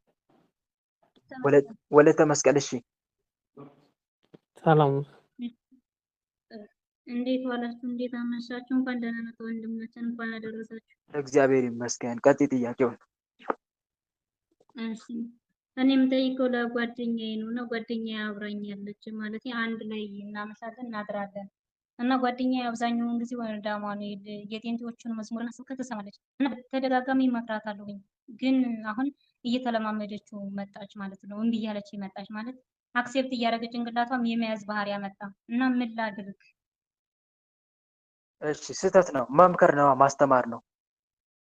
ኦርቶዶክስ ሆኖ የጴንጤ ዝማሬ መዘመር እንደማይቻል በሚገባ ማስተማር መቻል አለብሽ። ማስተማር፣ መምከር፣ እንደገናም ደግሞ እሷን በጸሎት ማሰብ። ግልጽ ነው። ስመክራት ምን ችግር አለው ትላለች። አሁን የዘርጌ መዝሙር በጣም ታዳምጣለች እና ምን ችግር አለው መስማት ብቻ ነው ትላለች ማለት ነው። ይሄን ነው የምትለው። አንደኛ የነገረ መለኮት ልዩነት አለን ከነሱ ጋር። የሚስጥራተ ቤተክርስቲያን ልዩነት አለ። አንደኛ የኦርቶዶክስ መዝሙሮች ይዘት ሚስጥራተ ቤተክርስቲያንን ማለትም እንደ ጥምቀት፣ ቁርባን እና የቅዱሳን አማላጅነት የሚያንጸባርቁ ናቸው። የጴንጤ ዝማሬዎች ግን እነዚህን አካትቱ። አንድ ሁለተኛ የነገረ ማርያም ልዩነት አለ። የኦርቶዶክስ መዝሙሮች ለድንግል ማርያም ከፍተኛ ክብርና ውዳሴ ይሰጣሉ ዝማሬዎች። በጴንጤ ዝማሬዎች ውስጥ ግን ይህ ሙሉ በሙሉ የለም። ሌላው የጽንሰ ሐሳብ ልዩነት በአንዳንዶቹ የጴንጤ ዝማሬዎች ውስጥ የኦርቶዶክስ ተዋሕዶ እምነት የማይቀበላቸው የድነትና የጸጋ ትምህርት ልዩነቶች አሉ። ለምሳሌ አሁን ምን አለች አንዷ ስትዘምር ዝማሬ የጴንጤ ዝማሬ ነው። ደራሴ እሱ ነው ተላኪዋ እኔ ነኝ ብላ ስትዘምር ሰማሁ። የጴንጤ ዝማሬ ነው። ደራሲው ማን ነው? እሱ ነው ህይወቴን የጻፈልኝን ህይወት የምኖረው ደግሞ እኔ ነኝ ብላ ተረገች። ይሄ አሁን ትክክል አለም ከቤተክርስቲያን አስተምሮ አንጻር በጨራሽ የወጣ ነው። አንደኛ እግዚአብሔር አስቀድሞ የእኛን ህይወት አዘጋጅቶ ጻድቅም ከሆነ ጻድቅ አድርጎ ኃጢአተኛም ከሆነ ኃጢአተኛ አድርጎ አይደለም የሚያኖረን። ግልጽ ነው። ምርጫ ነው አይደል? በሃይማኖታችን እነሆ በፊት እሳትና ውሃን አስቀምጫለሁ እጅን ወደ ወደቀው ጭምር አይደል የተባለ ኦሪት ዘዳግም ምዕራፍ 30 ቁጥር 15 ላይ ተመልከት፣ ዛሬ በፊት ህይወትና መልካምነትን ሞትና ክፋትን አኑሬአለሁ፣ እጅን ወደ ወደድከው ጨምር፣ በህይወት ትኖር ዘንድ መልካሙን ነገር ምረጥ ብሎ እግዚአብሔር ይናገራል። ግን እግዚአብሔር አንዱን ጻድቅ ኃጢአተኛ አድርጎ ከፈጠረውና ካኖረ ሰው በራሱ ኃጢአት ይጠየቃል? ንገሩኝ። ይጠየቃል? ምክንያቱም ነፃ ምርጫ የለውም ማለት ነው እሷ። ስለዚህ ዘማሪዋ ደራሴ እሱ ነው ተራኪዋን ነኝ የተጻፈልኝን ነው የምኖረው። እንደዚህ የሚባል ነገር የለም በቤተክርስቲያን አስተምሮ። የተጻፈልኝን ነው የምኖረው የሚባል ነገር የለም። እና ይሄ ስህተት ነው። እንደዚህ አይነት የአስተምሮ ልዩነቶች አሉ የመናፍቅ ዝማሬዎች ላይ። ሌላው ደግሞ የዜማ ስርዓትና ልዩነትም አለ። የቅዱስ ያሬድ ዜማ ኦርቶዶክስ የራሷ የሆነ ለዘመናት የቆየና መንፈሳዊ ይዘቱን የጠበቀ የቅዱስ ያሬድ ዜማ ስርዓት አለ። ሌላ የሙዚቃ መሳሪያዎች አጠቃቀም የጴንጤ ዝማሬዎች ዘመናዊ የሙዚቃ መሳሪያዎች ፒያኖ፣ ጊታር፣ ድራም በስፋት የሚጠቀሙ ነው። የኦርቶዶክስ መዝሙር ግን በከበሮ በጸናጸልና በበገና ስርዓት የተወሰነ ነው። ሌላው የስነ ልቦና እና የእምነት ተጽዕኖም ደግሞ ይፈጥራል። የጴንጤ ዝማሬ መስማት ሀሳብ መከፋፈል፣ የሌላ እምነት መዝሙሮችን አዘውትሮ ማዳመጥ ውሎ አድሮ በኦርቶዶክስ እምነት አጠቃላይ አስተምሮ ላይ ጥርጣሬ ወይም የሀሳብ መከፋፈል ይፈጥራል። እያደገ በአንድ ላይ ይፈጠር ይችላል። ቀስ እያለ ግን አዘውትሮ ማዳመጥ ሲኖር በኦርቶዶክስ እምነት አጠቃላይ አስተምሮ ላይ ጥርጣሬ ወይም የሀሳብ መከፋፈል፣ ይሄ ደግሞ ከክፉ መንፈስ ውጊያ ነው። የመናፍቅ ዝማሬ ስንሰማ የትኛው መንፈስ ነው የሚቀርበው? እንደ መናፍስት ውጊያ አስተምሮ የመናፍቅ መንፈስ አይደል? ስለዚህ እነኚህ መናፍስቶች ስራቸውን ይሰራሉ። ቀስ እያሉ የመብራንን ፍቅር ከልቧ ያወጣል። የኦርቶዶክስ ዶግማ የሆኑ እምነቶችን ከልቧ ቀስ በቀል እየሸረሸረ ይመጣል እና በዚህ መንገድ ልንረዳ ይገባል። ስለዚህ እህት ወንድሞች ከምን ቃርሚያ አትቃርሙ ነው የሚባለው። የሆነ ጥቅስ የመጽሐፍ ቅዱስ ጥቅስ ጠፋብኝ፣ ብቻ የሆነ ጥቅስ አለ። ለዚህ ምርጥ የሆነ አስተማሪ የሆነ ጥቅስ አለ መጽሐፍ ቅዱስ ላይ። አሁን ከአይምሮ ላይ ጠፍቶብኝ ነው። ከሌላ እርሻ መቃረም እንደሌለብን የሚያስተምር የመጽሐፍ ቅዱስ ጥቅስ አለ እና ዞሮ ግን አንድ ሰው በእምነት በምንም ነገር ከኛ የሚለየው ወይም ቤተክርስቲያን እነኝን ያወገዘቻቸውን የለያቸውን ሰዎች አይ እነኝህ ነገራቸው ይጠቅማል ይሄ ነገራቸውን እያለ በዜማ እንደውም ምን ነበር ያለው ቅዱስ ዮሐንስ? ይህንን ትምህርት የማያመጣ ወደ ቤት አትቀበሉት አይደለም? ከሱ ጋር በምንም ነገር አትተባበሩ ብሎ አልተናገረ? ባለፈው ሁለተኛ ዮሐንስ ምዕራፍ 1 ቁጥር 9 ላይ ሳነብላችሁ አትተባበሩት፣ የሚተባበረው ሁሉ በእምነት ይመስለዋልና። ስለዚህ ዝማሬያቸውን ማዳመጥ ምን ማድረግ ነው? መተባበር ነው አይደለም? መተባበር እኮ ነው። ስለዚህ ድንበር መጣስ የለብንም። አባቶቻችን ያቆየን ድንበር ምንጥስ ከሆነ ከባድ ነው። ሰው ድንጋይ ሲፈነቅል ምን ሊያገኘው ይችላል? ድንበር ሲያፈርስ ድንጋይ ሲፈነቅል እባብ አይነት ሊነድፉ አይችልም? ልክ እንደዚሁም የሃይማኖትን ድንበር ጥሶ ከሌላ መቃረምን ልክ እንደዚሁ በአጋንንት መነደፍን ፈተና ሊያመጣ ይችላል እና ጥንቃቄ ማድረግ አለብን። ግልጽ ነው። ይሄም ይመቸኛል ያም ይመቸኛል ከኛ ሊቀር ይገባል። እንዲህ አይነት ነገር የለም። ከወገብ በላይ ታቦት ከወገብ በታይ ጣዖት አይሰራም። ከማያምኑ ጋር በማይመች አካሄድ አትጠመዱ። ሁለተኛ ቆሮንቶስ 6:14-15 ላይ ለእግዚአብሔርና ለገንዘብ ለአጋንንትና ለክርስቶስ መገዛት አይቻልም። ከመናፍቃን ጋር ያለው ዋና መሪያቸው ማን ነው? ቤተክርስቲያን ስታስተምረን አጋንንት ነው። የሚመራቸው አጋንንት ነው። ስለዚህ በአጋንንት ቁጥጥር ስር ያለን እምነት የእነሱ ዝማሬን ማዳመጥ ለአጋንንቱ አሳልፎ ራስን መስጠት ነው ማለት ነው። ግልጽ ነው። ተረዳችሁ? እሺ ወንድሜ፣ ግን አሁን ለምሳሌ ስልኳን ቀምቼ ብይዝባት እኔ ኃጢአት ይሆንብኛል? ወንድማኔ ያለኝ ምርጫ ይሄ ብቻ ነው አሁን ላይ ማለት ነው። በጣም ስልኳን ብዙ ጊዜ ቀምቼ አዎ ስልኳን ቀምቼ ባስቀምጥባት ማለት በእኔ ስር ስለሆነች ባስቀምጣ ኃጢአት ይሆንብኛል? ለተወሰነ ጊዜ ለራሷ ጥቅም እስከሆነ ድረስ ችግር የለውም። የምታደርጊው ለራሷ ጥቅም አይደል? ችግር የለውም። ነገር ግን ኃይል ከመጠቀም እና እንደዚህ አይነት ነገሮችን ከማድረግ ይልቅ ግን በምክር እና በተግሳጽ ሰው መለወጥ ይቀላል። አንደኛ በምክር በተግሳጽ፣ ሁለተኛ በጸሎት። አሁን የምታደርጊው ነገር ለጊዜው ልታስቆሚ ትችይ ይሆናል፣ ለጊዜው ሊሳካልሽ ይሆናል። ግን ዘላቂ የሆነ መፍትሄ አይደለም። ዘላቂ የሆነ መፍትሄው አንደኛ እሷን በጸሎት መጠየቅ ነው፣ በጸሎት ለእሷ አጥብቆ መማጸን ነው። ሁለተኛ ደግሞ በመልካም ምክር ሰልፍ አድርግ ይላል መጽሐፍ ምሳሌ ምዕራፍ 20 ቁጥር 18 ላይ በመልካም ምክር ሰልፍ ማድረግ። ግልጽ ነው። ይሄ ነው ዋና እሷን ሊለውጥ የሚችለው ነገር። እሺ ወንድሜያችን፣ ለሷ ብዬ እኮ ክርስትናና ልማድ የሚለውን መጽሐፍ ቅዱስ ገዝቼላት ነበረ፣ ግን እምቢ አለችኝ። በቃ አልሰማም ስላለችኝ ነው ወንድሜ። እሷ ካላነበበች አንቺ እያነበብሽ ከዛ ማስተማር። ግልጽ ነው። አንቺ ታነቢው የለ አንብቢና ያንን ከዛ ካገኘሽ እውቀት እሷን ማስተማር። ለምሳሌ ልጆቻችን ምግብ ተመገብ ብለን በሳህን ስናቀርብላቸው ካልተመገቡ ወላጅ ቀረብ ብሎ ልጁን አጉርስም ያጉርሳል። ልክ እኛም እንደዛ ነው። የሆነ መጽሐፍ ለሰው ሰጣችሁ ያንን ሰው መጽሐፍ አላነብም ካለ እኛም አንብበን ካነበብነው ያንን ሰው ማስተማር አንችልም? እንችላለን። ልክ እንደዛ ማለት ነው። መልካም። እሺ ሌላ ሰው? ወለተ ኪዳን። ወለተ ኢየሱስ። እሺ ወለተ ኪዳን። እሺ አመሰግናለሁ። የኔ ጥያቄ ምንድነው መጽሐፍ ቅዱሳዊ ይሁን አይሁን እንድታግዘኝ ብዬ ነው። ዲያቆንዬ እንድታገባ ቶሎ የሚያስወስንህ መንፈስ ቅዱስ ሳይሆን ከዲያብሎስ ነው የሚል የሆነ ጽሑፍ አየውና የእውነትን በህይወታችን ስናመጣው እንደዛ የሚያደርገው እሱ ሊሆን ይችላል። በቶሎ እንድንፈጽመው በማንኛውም ነገር ላይ በቶሎ ሳናገናዝብ፣ ሳናስተውል፣ ሳንመረምር፣ ነገሮችን በጥልቀት ሳንረዳ፣ ፈጣሪን ሳንጠይቅ፣ ከራሳችን ጋር ሳንማከር በቶሎ እንድንፈጽመን የሚያስቸኩለን ሀሳብ ከዲያብሎስ ነው። ብዙም ጊዜ አብዛኛውን ጊዜ ዲያብሎስ አንድን ሀሳብ ያሳስብና ያንን ሀሳብ በፍጥነት እንድንፈጽመው አሁንም ደጋግሞ ይወተውተናል። ይህን ሀሳብ ከማንም ጋር ልንማከርበት፣ በተመስጦ ልናገናዘበው፣ በምክር ሰዎችን ልንጠይቅ፣ ፈጣሪን በጸሎት ልንጠይቅ በጭራሽ እድሉን አይሰጠንም። ውስጣችን በማንገብገብ የሚያስገድደንን ስሜት ይፈጥራል። ይህን የሚያደርገው ደግሞ እንዳንነቃበትና ማንነቱ እንዳይታወቅበት ነው። ትንሽ ከቆየን ስህተቱ ግልጥ ሆኖ ይታየናል። ስለዚህ ስህተቱ እንዳይታየን በጭፍን ያንን ነገር ቶሎ ወስነን የዘላለም ጸጸት ውስጥ ለማስገባት ዲያብሎስ በነገሮቹ ላይ ያጣድፋል ሰዎችን። በማንኛውም ነገር ላይ ረጋ ማለት ጥሩ ነው እና ይሄ እንደዚህ አይነት ምክር ያነበብሽው ሙሉ ለሙሉ መደምደም ሳይሆን አብዛኛውን ጊዜ በቶሎ ከማስፈጸም አንጻር የዲያብሎስ እጅ ስላለበት ይሆናል ተብሎ ይታመናል። ግልጽ ነው።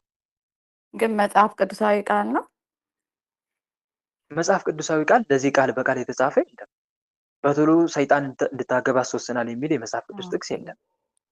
ግን አሁን ለምሳሌ ልክ እንደዚህ አይነት ውሳኔ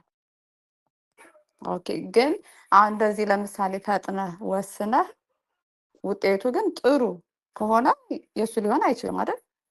አዎ ሊሆን አይችልም። ስለተጣደፈ ብቻ ሙሉ ለሙሉ ከአጋንንት ነው ማለት አንችልም። ግን አብዛኛውን ጊዜ አጣርፎ እንዲያገባ ያደርጋል ማለት ከማይሆነን የትዳር አጋር ጋር ተጋብተን መጨረሻው ግን ማፋታት ሊያደርገው ይችላል። ግልጽ ነው። አንዳንዴ ደግሞ በነገራችን ላይ አጋንንት አጣርፎም የሆነ ነገር አስደርጎ እግዚአብሔር ወደ በጎ የሚለውጥበት ጊዜ አለ። የለም?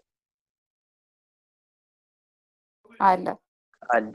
በትክክል አጋንንት ለክፋት ሲያደርገው እግዚአብሔር ደግሞ ወደ ምን ይለውጠዋል? ወደ በጎ ይለውጠዋል። ለምሳሌ አዳም ተሳሳተ አይደል? አትብላ ተብሎ በላ። ግን እግዚአብሔር የሰውን ስጋ ለመልበስ ምክንያት አልሆነም? ከኛ ጋር ዘመድ ለመሆን ምክንያት ሆኗል አልሆነም? የአዳም ምክንያት ዕፀ ሆኗል። በለስ መብላት ልክ እንደዛ ማለት ነው። እግዚአብሔር ወደ በጎ መለወጥ ይችልበታል። የአጋንንት ሴራና ተንኮል እንኳን ቢኖረው ማለት ነው። ግን እንደ አጠቃላይ ምክር በነገሮች ሁሉ አለመቸኮል የሚመከር ነው። ቤተክርስቲያን የምታስተምረው እሱ ነው። ትዕግስተኛ ሰው ከኃያል ሰው ይሻላል፣ በመንፈሱም የሚገዛ ከተማ ከሚወስድ ይበልጣል ይላል። ግን ቸኮልን ተጋብተን ስለተጋባን አጋንንትን ያጋባን ብሎ መደምደም ደግሞ ይሄ ፍጹም ስህተት ነው። ግልጽ ነው። ይሄን ይመስላል። አዎ በጣም ግልጽ ነው ዲያቆን። የፈጠን ያንን ነገር ስላላደረግንም ከዲያብሎስ ነው ማለት አንችልም። ውጤቱ ጥሩ ከሆነ ነው የምትለኛለሁ። አዎ መልካም። እሺ ወለተ ማርያም። እሺ እግዚአብሔር ይስጥልኝ እድሜ። አሜን አሜን። እሺ ቀጥይ ወለተ ማርያም። ከቅድሙ ማይክ እየከፈትሽ ነበር። ወለተ ኢየሱስ ወለተ ማርያም የቅዱስ ገብርኤል ልጅ። እሺ እግዚአብሔር ይስጥልኝ። ኤርፎን ንቀይ። ኤርፎን ንቀይና ቀጥይ። ድምፅሽ ግን እየተሰማ አይደለም እያወራሽ ከሆነ። እሺ እያወራሁ ነው፣ አይሰማም? አሁን ይሰማል። ቀጥይ። እሺ አመሰግናለሁ። እግዚአብሔር ያክብርልኝ ወንድሜ፣ ቃሉን ያሰማልን። እኔ እንኳን ከቅዳሜ ጀምሮ በዚህ በማቴዎስ ወንጌል ምዕራፍ ከ8 ቁጥር 1 ያለው ጥያቄ ሆኖብኝ ነው። እግዚአብሔር ይመስገን። ማቴዎስ ቁጥር 1 እሺ፣ ምዕራፍ 8 ቁጥር 1 አዎ። እና ላነብ ስገባም ጥያቄ ሆኖብኛል እስከ 4 ማለት ነው። እስከ 4 እሺ፣ ቀጥይ አንብቢልን። አዎ። ከተራራም በወረደ ጊዜ ብዙ ሕዝብ ተከተሉት። እነሆም ለምጽዋት ቀርቦ ጌታ ሆይ ብትወድስ ልታነጻ ያለ ሰገደ። እጁንም ዘርግቶ ዳሰሰውና እወዳለሁ ንጻ አለው። ወዲያውንም ለምጹ ነጻ። ኢየሱስም ለማንም እንዳትናገር ተጠንቀቅ፣ ነገር ግን ሄደህ ራስህን ለካህን አሳይ፣ ለእነርሱ ምስክር እንዲሆን ሙሴ ያዘዘው መባ አቅርቧን አለው። እግዚአብሔር አምላክ ለምንድን ለሰዎች እንዳዳነው ይነግር ዘንድ ከለከለው? አንድ ጥያቄ ይሄ ነው። ሁለተኛ ደግሞ ለምን ለካህን ራስህን አሳይ ያስመርምራል? እሺ ጨርሽ። መልካም። እሺ ከቁጥር 1 ጀምረን ላብራራልሽ። ከተራራም በወረደ ጊዜ ብዙ ሕዝብ ተከተሉት ይላል። ተራራ የብሉይ ኪዳን ምሳሌ ነው፣ የኦሪት ምሳሌ ነው። ባጭሩ የብሉይ ኪዳን ወይም የኦሪት ሕግ ምሳሌ ነው። ሙሴ ሕጉን የተቀበለው በተራራ ላይ ነበር። ጌታም የተራራው ስብከት ሕገ ወንጌልን በተራራ ላይ ሰበከ። ሕግ ሲሰጥ አዲስ ሕግ ለመስራት የመጣ መሆኑን ነው። ሙሴ ሕጉን የተቀበለው በሲና ተራራ አይደል? ጌታም ሕጉን ሲሰራ ቤት ሆነ፣ በተራራ ላይ ሆነ። የተራራው ስብከት የተባለበትን ምክንያት አንዱ ይሄ ነው። በተለይ ማቴዎስ ወንጌል ከምዕራፍ 5 ጀምራችሁ እስከ ምዕራፍ 8 አንቀጸ ብፁዓን ይባላል። የተራራው ስብከት በተለይ አቡነ ሽኖዳ ሳልሳዊ በእውነት እጃቸው ይባረክ ምርጥ መጽሐፍ ጽፈዋል፣ የተራራው ስብከት የሚል። እሱ መጽሐፍ ብታነቡት በጣም እድለኛ ናቸው በእውነት። እና ከዛ አንጻር ነው። ከተራራ መውረዱ ግን ከሰማይ ሰማያት ወርዶ ከቅድስት ድንግል ማርያም ተወልዶ ሰው የመሆኑ ወይም የስጋዊ ምሳሌ ነው። ከተራራ መውረዱ አንዱ ይሄ ነው። ሌላው ደግሞ የህዝቡ መከተል፣ ብዙ ህዝብ ተከተሉት ይላል። ጌታ ከተራራው ሲወርድ ህዝቡ መከተሉ እርሱ ሰው ሆኖ ወደኛ ከመጣ በኋላ አሕዛብና አይሁድ በወንጌል አምነው ወደ እርሱ የመምጣታቸውና የመከተላቸው ምልክት ነው። አሕዛብ ህዝብ ጌታ የመጣው ለመላው ዓለም ስለሆነ ማለት ነው። ቁጥር 2 ላይ ደግሞ ምን ይላል? እነሆም ለምጻም ቀርቦ ጌታ ሆይ ብትወድስ ልታነጻኝ ትችላለህ እያለ ሰገደለት። እዚህ ጋር የለምጽ ምሳሌነት ምንድን ነው ከተባለ በብሉይ ኪዳን ሕግ ለምጽ እንደ ትልቅ ኃጢአትና እርኩሰት የሚታይ ነው። እንደምን? እንደ ትልቅ ኃጢአትና እንደ እርኩሰት። ለምጻም ሰው ከህዝብ ተለይቶ ከሰፈር ውጭ ይኖር ነበር።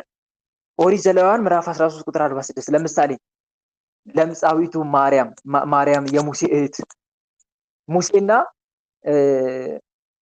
ማን ነው በሙሴ ላይ ያግረመረሙት ሁለቱም ማርያምና ማን ወንድምየው ማን ነበር? ታላቅ ወንድምየው አሮን አይደል? አሮንና ማርያም ሙሴ ላይ ያግረመረሙ። ለምን? ሙሴ ሲጳራን ስላገባ ኢትዮጵያዊቷን ማርያምን ስላገባ እንዴት ከኛ ወገን አላገባህም? ከኛ ወገን ቆንጆ ሴት ጠፍቶ ነው? ለአንተ የምትሆን ጠፍታ ነው? ዛሬም እንደዚህ አይነት ሰዎች አሉ ይሉ አሉ። ብሔር እያዩ ለምን ከኛ ዘር አላገባሽ የሚሉ ለምን ከኛ ዘር አላገባህ የሚሉ ቤተሰብ ወገን ዘመድ በጣም እንደዚህ አይነት ጫና እኮ አለ። ኦሮሞ ሆኖ አማራ ከገባ እንዴት? ከኦሮሞ ቆንጆ ሴት ጠፍታ ነው? ከኦሮሞ ቆንጆ ወንድ ጠፍቶ ነው? አማራ ሆኖ ደግሞ ሌላ ብሔር ካገባ እንዴት? ከአማራ ጠፍታ ነው? ከአማራ ጠፍቶ ነው? ትግራይም ከሆነች ወይም ከሆነ እንዴት ከትግራይ ጠፍቶ ነው? እንደዚህ እያሉ ብሔር እና ዘር የሚመርጡ በጣም ብዙዎች አሉ። ይሄ ለነሱ ትልቅ ምሳሌ ነው። እና ማርያምና አሮን ሙሴን ተቃወሙት፣ አጉረመረሙበት። ከዛ እግዚአብሔር ተቆጣ፣ ሰማና ኑ ሶስታችሁ አላቸው። ወደ መገናኛው ድንኳን ጠራቸው። ከሄዱ በኋላ እዛው መገናኛው ድንኳን ደጃፍ ላይ ሲቆሙ እግዚአብሔር አምላክ ሁለቱን ለብቻቸው ጠራቸው፣ አሮንና ማርያምን። ለምን እንዲያጉረመረማችሁ በባሪያ ሙሴ ላይ? እንዴ ሰው በህልም ከእናንተ መካከል ነብይ ቢኖር እኔ በራይ ነው፣ ሙሴን ግን አፍ ለአፍ ነው የምነጋገረው። እንዴት በባሪያ ሙሴ ላይ ተናግሩት ስለምን አልፈራችሁም ብሎ ተቆጣቸው። ያደረጉት ድርጊት ትክክል እንዳልሆነ። ከዛ በስተመጨረሻ እግዚአብሔር አምላክ ከነሱ ተቆጥቶ ከነሱ ሄደ፣ ወይም ደግሞ መገለጡን አቆመ ለነሱ። ከዛ በኋላ ወዲያው በዛች ቅጽበት ማርያም በለምጽ ተመታች። 7 ቀን እስክትነጻ ድረስ ከህዝቡ ተለይታ በር ተዘግቶባት ነበር የቆየችው። በአጭሩ ለምጽ የምን ምሳሌ ይቆጠራል? የኃጢአትና የእርኩሰት ሆኖ ይታይ ነበረ። እዚህ ላይ ለምጹ የአዳም የኃጢአትና የሞት ለምጽ ነው፣ ወይም ደግሞ የነፍስ መበስበስ ምሳሌ ነው። ግልጽ ነው። አሁን የሰውየው ለምጽ ምሳሌነቱ ምንድነው? የአዳም የኃጢአትና የሞት ለምጽ። ብትወድስ ልታነጻኝ ትችላለህ አለ። ይህ ፍጹም የሆነ የእምነት መገለጫ ነው። ልታነጻኝ ትችላለህ። እንደሚያነጻው አምኗል አላመነም? ጥያቄ እኮ አይደለም፣ ጥያቄ ነው እንዴ?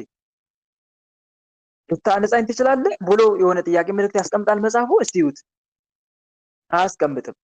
ብትወድስ ልታነጻኝ ትችላለህ፣ ማንጻት ይቻላልና አንጻኝ ነው። ስለዚህ ይሄ የእምነት መገለጫ ነው። ለምጻሙ የጌታን የባህሪ አምላክነትና ፈዋሽነት አመነ። ብትወድስ ማለቱ የጌታን ስልጣን ማመኑን ሲያሳይ፣ ልታነጻኝ ትችላለህ ማለቱ ደግሞ ሁሉም ማድረግ የሚችል የኃይል ባለቤት መሆኑን መመስከሩ ነው። ሰገደለት የሚለው ለብቻው የሚገባውን የባህሪ ስግደት የአምልኮ ስግደት ማቅረቡን ያሳያል። ቁጥር 3 ላይ እንመልከት። እጁንም ዘርግቶ ዳሰሰውና እወዳለው ንጻ አለው፣ ወዲያውም ለምጹ ነጻ ይላል። እዚህ ጋር እጁን ዘርግቶ መዳሰሱ በኦሪት ሕግ ለምጻም የዳሰሰ ሁሉ ይረክስ ነበር። ማንን የዳሰሰ? ከባድ ነው አይደል? ከባድ ነው አይደለም? ንገሩኝ። ከባድ ለምጽ የተያዘ ሰው እናንተ መዳሰስ አይችልም። አንድ ሰው በለምጽ ቢያዝ ያንን ሰው ማንም መዳሰስ አይችልም።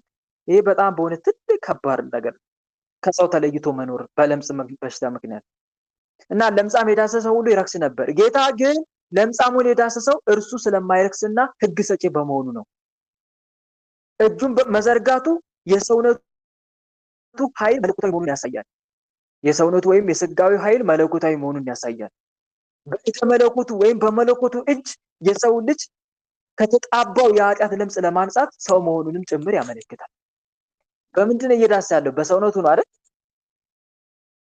በአጭሩ ምን አይነት ትርጉም አለ? ይሄን ስጋ የተዋሃድኩት ማንን እናንተን ከምን ለማንጻት ነው? ከኃጢአት ርኩሰት ለማንጻት ነው። ይሄ ሰው የሚዳስስበት እጅ መለኮት እጅ አለ እንዴ? እንደ ሰው እጅ አለ?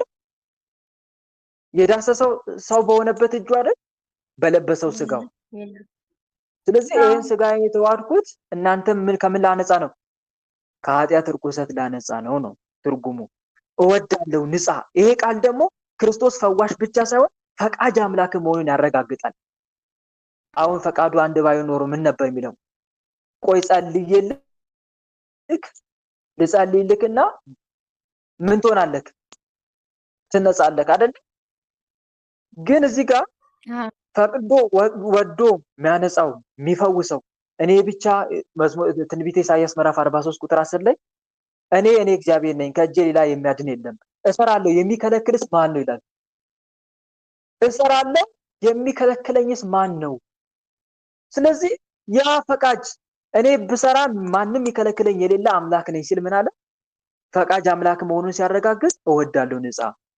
ነቢያት በታምራት ሲፈውሱ በእግዚአብሔር ስም ይሉ ነበር። ክርስቶስ ግን በገዛ ስልጣኑ እወዳለሁ ብሎ አነሳው። ወዲያውም ለምጹ ነፃ የሚለው ቃል የቃሉን ፈጣሪነትና አስገዳጅነት ያሳያል።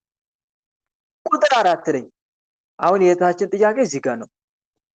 ቁጥር 4 ኢየሱስም ለማንም እንዳትናገር ተጠንቀቅ፣ ነገር ግን ሄደ ራስን ለካህን አሳይ፣ ለእነርሱም ምስክር እንዲሆን ሙሴ ያዘዘው መባ አቅርብ አለው። ለማንም እንዳትናገር ተጠንቀቅ ሲል ይህ ጌታ ለሰው ልጅ ያስተማረው የትህትና ምሳሌ ነው። የትህትና ምሳሌ ታምራት ስናደርግ ወይም በጎ ስራ ስንሰራ ለውዳሴ ከንቱ እንዳይሆን በምስጢር ማድረግ እንደሚገባን ሲያስተምር ግልጽ ነው አይደል? ከንቱ ውዳሴን መሻት እንደሌለብን ማን እየተከታተሉት ነው? በኋላ እንደሱ ለመፈወስ የተዘጋጁ ሰዎች አሉ ይሉ ከሱ ጋር አብረው የሚጓዙ ከኔ ተማሩ ብሏቸው አልነበር? አሁን በተግባር እያስተማራቸው ነው። የምታደርጉት ታምራት ለከንቱ ውዳሴ እንዳይሆን ተጠንቀቁ። ግልጽ ነው። ለእነሱ ምሳሌ ሲሆን ነው። ሌላው ራስን ለካህን አሳይ ሲልስ በኦሪት ሕግ አንድ ለምጻም ቢነጻ ንጽህናውን ማረጋገጥና ማወጅ ያለበት ካህን ነበረ። ነጽቷል አልነጻም። ካልነጻ አይ ከሰው ጋር ተቀላቀለ አልነጻም ይለዋል። ከነጻ ደግሞ ነስታላውን መቀላቀል ይችላል ይለዋል። ስለዚህ አንድ ለምጻም ቢነጻ ንጽህናውን የሚያረጋግጠው ካህን ነው። ጌታ ይህንን ያለው የኦሪትን ሕግ ለመሻር ሳይሆን ለመፈጸም እንደመጣ ለማሳየት ነው።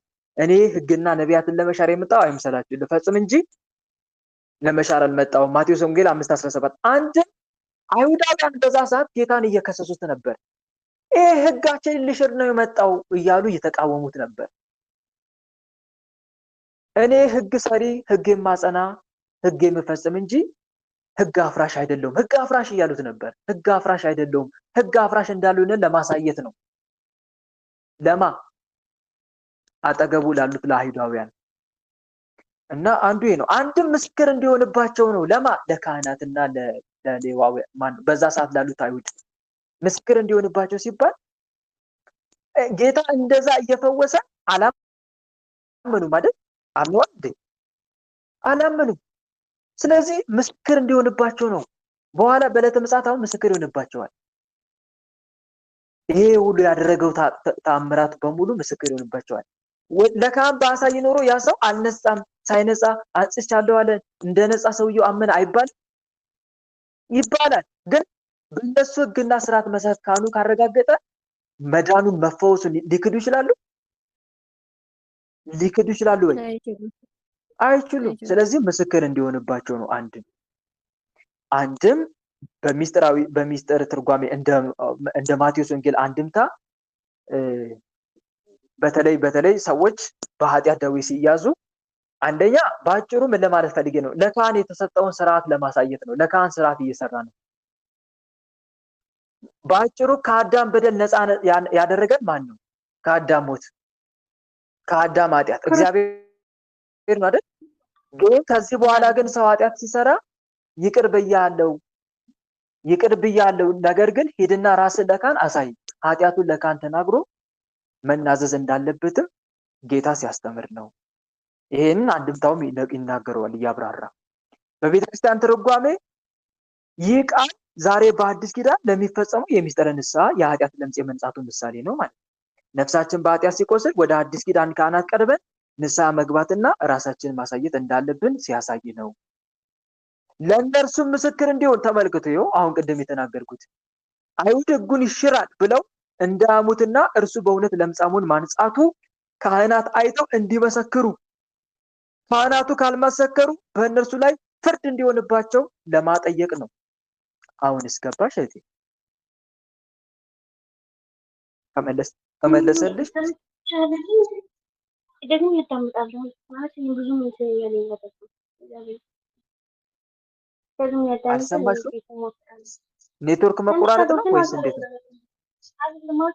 እየሰማሁ የሆነ ተረዳሁ።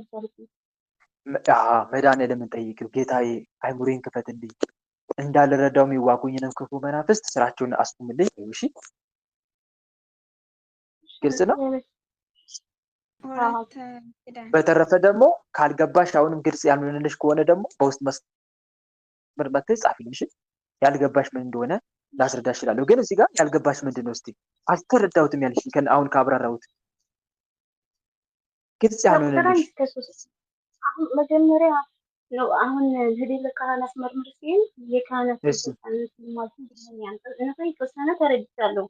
ግን መጀመሪያ ካወራሁ አንድ ማስረጃ ኤርፎን ንቀይ፣ ኤርፎን ንቀይ። ጥርት ብሎ እየሰማሁ አይደለም ድምፅሽን። እሺ ይቅርታ ወንድሜ ስላልመሰለኝ ነው። መጀመሪያ ላይ እያወራሁ ለካህን ሂደህ ራስን አስመርምር የሚለውን እሱን ሰምቻለሁ። ትንሽ ተረድቻለሁ። ግን በስመ አብ ወወልድ ወመንፈስ ቅዱስ ውይ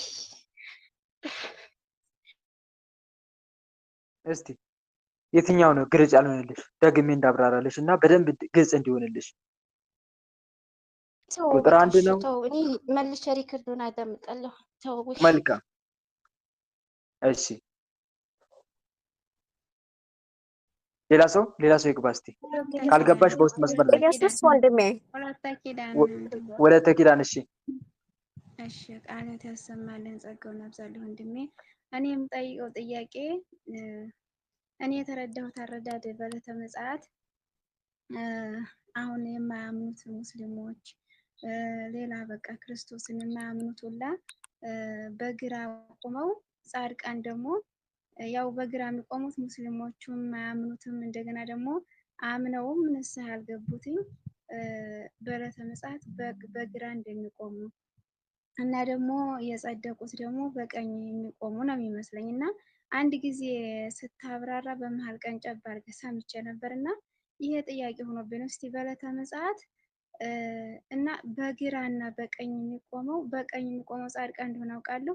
በግራ የሚቆሙትኝ አምኖ ተጠምቀው ንስሐ ያልገቡት ኃጢአት የሰሩት ናቸው ወይስ አሁን ሙስሊሞች እንደዚህ የከዱትም ይቆማሉ? እስቲ በዚህ ነገር ላይ ትንሽ ታብራራልኝ። መልካም። እዚህ ጋር በደንብ መረዳት ያለበት ነገር ኢአማንያን ዞሮ ኢአማንያን ናቸው። ግልጽ ነው። እነኛ ኢአማንያን ናቸው። ባጭሩ ምን ለማለት ፈልጌ ነው? አላመኑም። ስላላመኑ ምንም ጥያቄ የለም። እነሱ የሚፈረድባቸው አንድና አንድ ባለማመናቸው ብቻና ብቻ ነው። የሚያስፈርድባቸው ምንድነው? ኢአማንያን መሆናቸው በክርስቶስ ባለማመናቸው ነው። ሌላው ሲቀጥል እነኛ ብራብ አብልታችሁኛል፣ ብጠማ አጠጥታችሁኛል። እነኛ ቢያበሉ ቢያጠጡም በክርስቶስ ካላመኑ ይድናሉ? ሲጀመር ንገሪኝ። እሺ መልካም ችግር የለም። እሺ በራሴ ላብራራ። እነኛ ሰዎች በተለይ አህዛቦች የፈለገ በጎ ስራ ቢሰሩ እምነት የላቸው። እምነት ያለ ምግባር ደግሞ ከንቱ ነው። ሚሊዮን ጊዜ ቢያበሉ፣ ሚሊዮን ጊዜ ቢያጠጡ፣ ሚሊዮን ጊዜ ቢጾሙ፣ ቢጸልዩ፣ ቢሰግዱ አይድኑ። ለምን? ቤታቸውን የገነቡት ያለ መሰረት ነው። ያለ መሰረት ቤት ሊቆም ይችላል? እምነት መሰረት ነው። በጎ ምግባር ደግሞ ጣሪያና ግድግዳ ነው። ጣሪያና ግድግዳ ያለ መሰረት ይቆማል? አይቆምም? መልሱ። ያለ መሰረት አይቆማል። ስለዚህ የእነኚህ ሰዎችን የፈለገ መልካም ምግባር ቢሰሩ መሰረት እምነት የሆነው መሰረት ስለሌላቸው በአንዱ በእግዚአብሔር ልጅ እስካላመኑ ድረስ ይፈረድባቸዋል። ስለዚህ ለጥያቄ አይቀርቡም ሲጀመር ማለት ነው። ራሱ ጌታ እኮ ለእነኛ ሰዎች ፍርድ አሁኑኑ እንደተሰጣቸው ተናግሯል። ምን ላይ ካላችሁ ዮሐንስ ወንጌል ምዕራፍ 3 ቁጥር 16 ላይ በእሱ በሚያምን አይፈረድበትም፣ በማያምን ግን በአንዱ በእግዚአብሔር ልጅ ስም ስላላመነ አሁን ተፈርዶበታል አለ። በኋላ እኮ አይደለም፣ ባላመነበት ቅጽበት አሁኑኑ ወደ ፍርድ ገብቷል። ስለዚህ እነኚህ ሰዎች ምናቸውን የሚጠየቀው?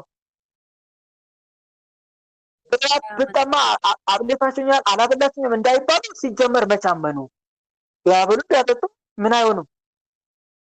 አይድኑማ፣ አይጸድቁም። ስለዚህ ለጥያቄ አቅርቡም። ሲጀመር ቀጥታ ዲያብሎስ እየመራቸው ወደ ገሃነም ነው የሚወርዱ፣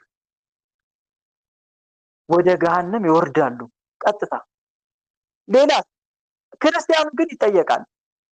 ምንም እንኳን በክርስቶስ አምኛለሁ ቢልም በበጎ ምግባር ካላለፈ ይድናል? አይድንም። ከሚፈረድበት ወገን ይቆማል። ለዛ ነው ማቴዎስ ወንጌል ምዕራፍ 5 ስታነቡ ስለ ምግባር ነው። በቀኝ ጻድቃንን በቀኝ ኃጥአንን በግራ ስለ ምግባር ነው። ጥያቄው ምግባር ላይ እንጂ እምነት ላይ አይደለም። ምግባር ላይ እንጂ ምን ላይ አይደለም?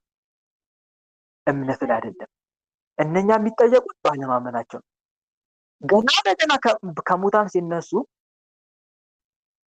ሲጀመር ጠቁረው ነው የሚነሱት። ገና ለገና በክርስቶስ ዙፋን ፊት ሳይቆሙ እንደሚፈረድባቸው ያውቃሉ ራሳቸው። የጠበቁት አሁን ገነት 72 ሴት እንደዛ አይነት ነገር ነው አይደል? ምድራዊ የሆነ ነገር አይደል ተስፋ የሚያደርጉት። ግን ያ ሁሉ ለካ ምኞታቸው ከንቱ እንደሆነ ሲነቁ ከሞት ሲነሱ ያያሉ። ከዛ ደምን ባለቅሳሉ ማለት ነው። ምክንያቱም እንደጠበቁት አልሆነም። አታሏቸዋል። መሐመድ ተጫውቶባቸዋል። ያሉን ተስፋ ሰጥቶ በነፍሰ ስጋቸው ላይ ተጫውቷል። ራሱን አጥፍቶ ሌላውንም አጥፍቷል። ያኔ ነው የሚገባቸው። ሲያልሙት የነበረው ሁሉ ከንቱ እንደሆነ ይረዳሉ። ከዛ ያን ጊዜ ጩኸት ይሆናል፣ የማይጠቅም ጩኸት ነው የሚለው የቅዱስ ያዕቆብ ዘስሩግ ቅዳሴ ይፈጸማል እዛ ጋር። ያን ጊዜ ልቅሶ ይሆናል፣ የማይጠቅም ለቅሶ ነው። ያን ጊዜ ፍጅት ይሆናል፣ የማይጠቅም ፍጅት ነው። ያን ጊዜ ዋይታ ይሆናል፣ የማይጠቅም ዋይታ ነው የሚለው ያን ይፈጸምባቸዋል ማለት ነው። ስለዚህ ምንም ጥያቄው ሳይገቡ እንደሚፈረድባቸው ባለማመናቸው ብቻ ገና ክርስቶስ ሲያዩ ይደነግጣሉ። ወይኔ ሰው ነው ነብይ ነው እያልን ያቃለን ነው ይሄ ነው እንዴ ለካ ይላሉ። ያኔ በግርማ መለኮቱ ተቀምጦ ሲፈርድ ሲመጣ ዋይ ዋይ ይላሉ። ያኔ ተራሮች ድፈኑን ይላሉ። ያኔ የሚደበቁበትን ያጣሉ። እንዳይደበቁ ደግሞ አጋንንት ራሳቸው መጥተው የራስ ሰዎቻቸውን ይወስዳሉ። አይገርም? የራሳቸውን ሰዎች መርጠው ይወስዳሉ። አጋንንት ይመጡና ከህዝቡ መካከል የለም ከክርስቲያኑ ነጥለው ይወስዳሉ። እያስጨነቁ እየጎተቱ ከነሱ እጅ ማንም ያስጠላቸው? ማንም ሊያስጠላቸው አይችልም። ስለዚህ እነዚህ ሰዎች ሲጀመር ለፍርድ እንዴት ብለው ይቀርባሉ? እንዴት ለጥያቄ? ለምን? ባለማመናቸው ምክንያት ራሳቸውን እንደሚፈረድባቸው ስለማያውቁ። እነዚህ ክርስቲያኑ ግን በክርስቶስ ስም የተጠመቁት ግን ይቆማሉ በፍርድ ፊት። ጌታ ይለያቸዋል። በቀኝ በግራ በቀኝ በግራ በቀኝ በግራ ማለት እኮ ቀኝና ግራ ለፈጣሪ ኖሮት አይደለም። ይሄ ማለት በክብር በውርደት ያደርጋቸዋል እኮ ነው። ቀኝ ክብር እኮ ነው። ጻድቃን በክብር ይቆማሉ። ኃጥአን ደግሞ በውርደት ይጎሳቆላሉ። ዛሬ በዚህ ምድር ላይ የሰሩት መልካም ምግባር ክብር ይሆናቸዋል። ኃጥአን ደግሞ ዛሬ የሰሩት ኃጢአት እንደ እናታቸው ጡት ስትጣፍጣቸው የነበረ ኃጢአት ውርደት ይሆናቸዋል። ከዛ ምን ነው አላበላችሁኝም፣ ምን ነው አላጠጣችሁኝም እያለ የወቀሳ ቃል ይጀምራል ጌታ ኃጥአንን። ጻድቃን ደግሞ እናንተ ቡሩካን ይላቸዋል። ደስ በሚያሰኝ ቃል ይሰማቸዋል፣ ይነግራቸዋል። እና ይሄ ነው። አሁን ተረዳሽኝ እህቴ? ግልጽ ሆነልሽ? መልካም። እሺ ሌላ ሰው ይጠይቅ እስከዛ ድረስ።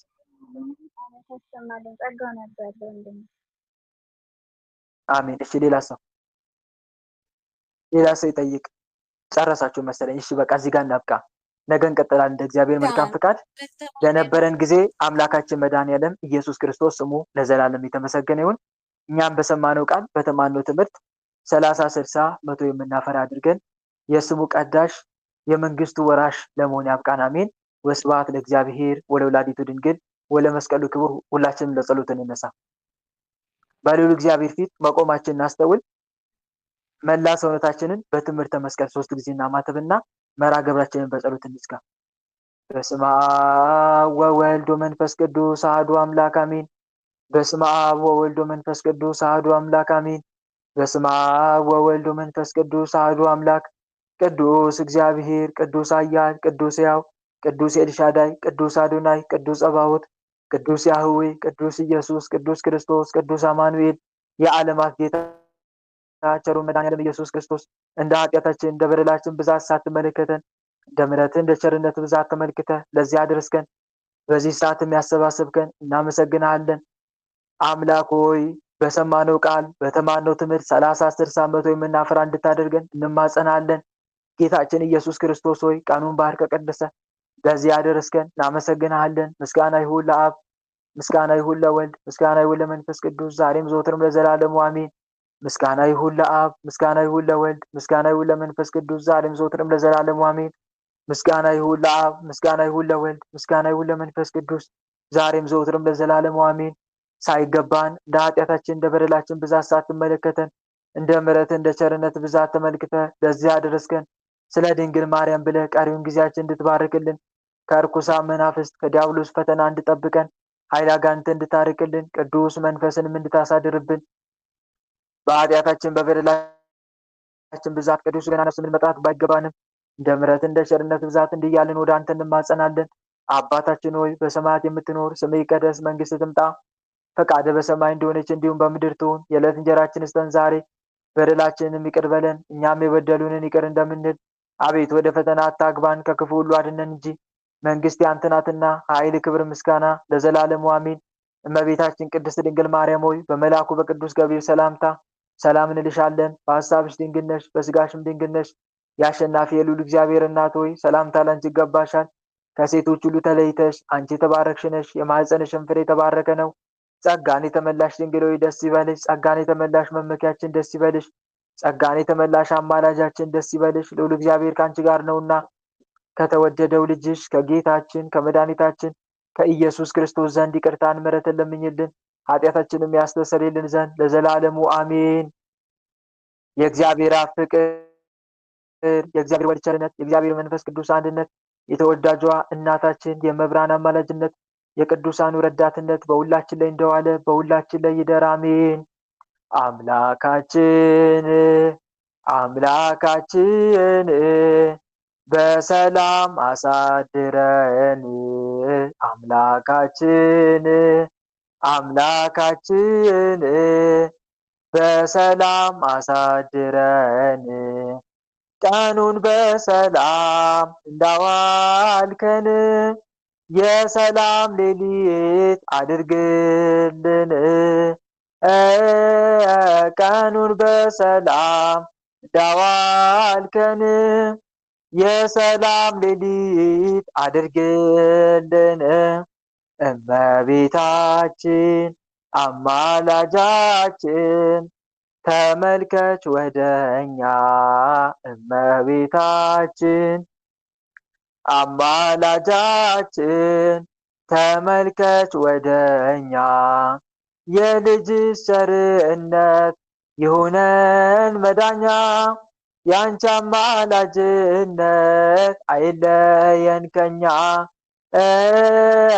የልጅሽ ቸርነት ይሁነን መዳኛ። ያንቺ አማላጅነት አይለየን ከኛ።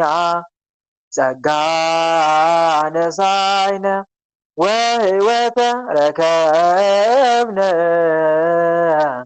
በኃይለ መስቀሉ ለኢየሱስ ክርስቶስ ኪያከ እግዚኦ ነአኩት ነሲያነ ጸጋ ዘእመንፈስ ቅዱስ። የፍቅር ባለቤት የሰላም ንጉሥ ሰላማዊ ኢየሱስ ክርስቶስ ሆይ ሰላምን ስጠን፣ ሰላምንም አጽናልን፣ ኃጢአታችንም ይቅር በለን፣ በሰላም ሄደን ወደ የቤታችን እንገባ ዘንድ የበቃን አድርገን ለዘላለሙ አሜን። እትዉ በሰላም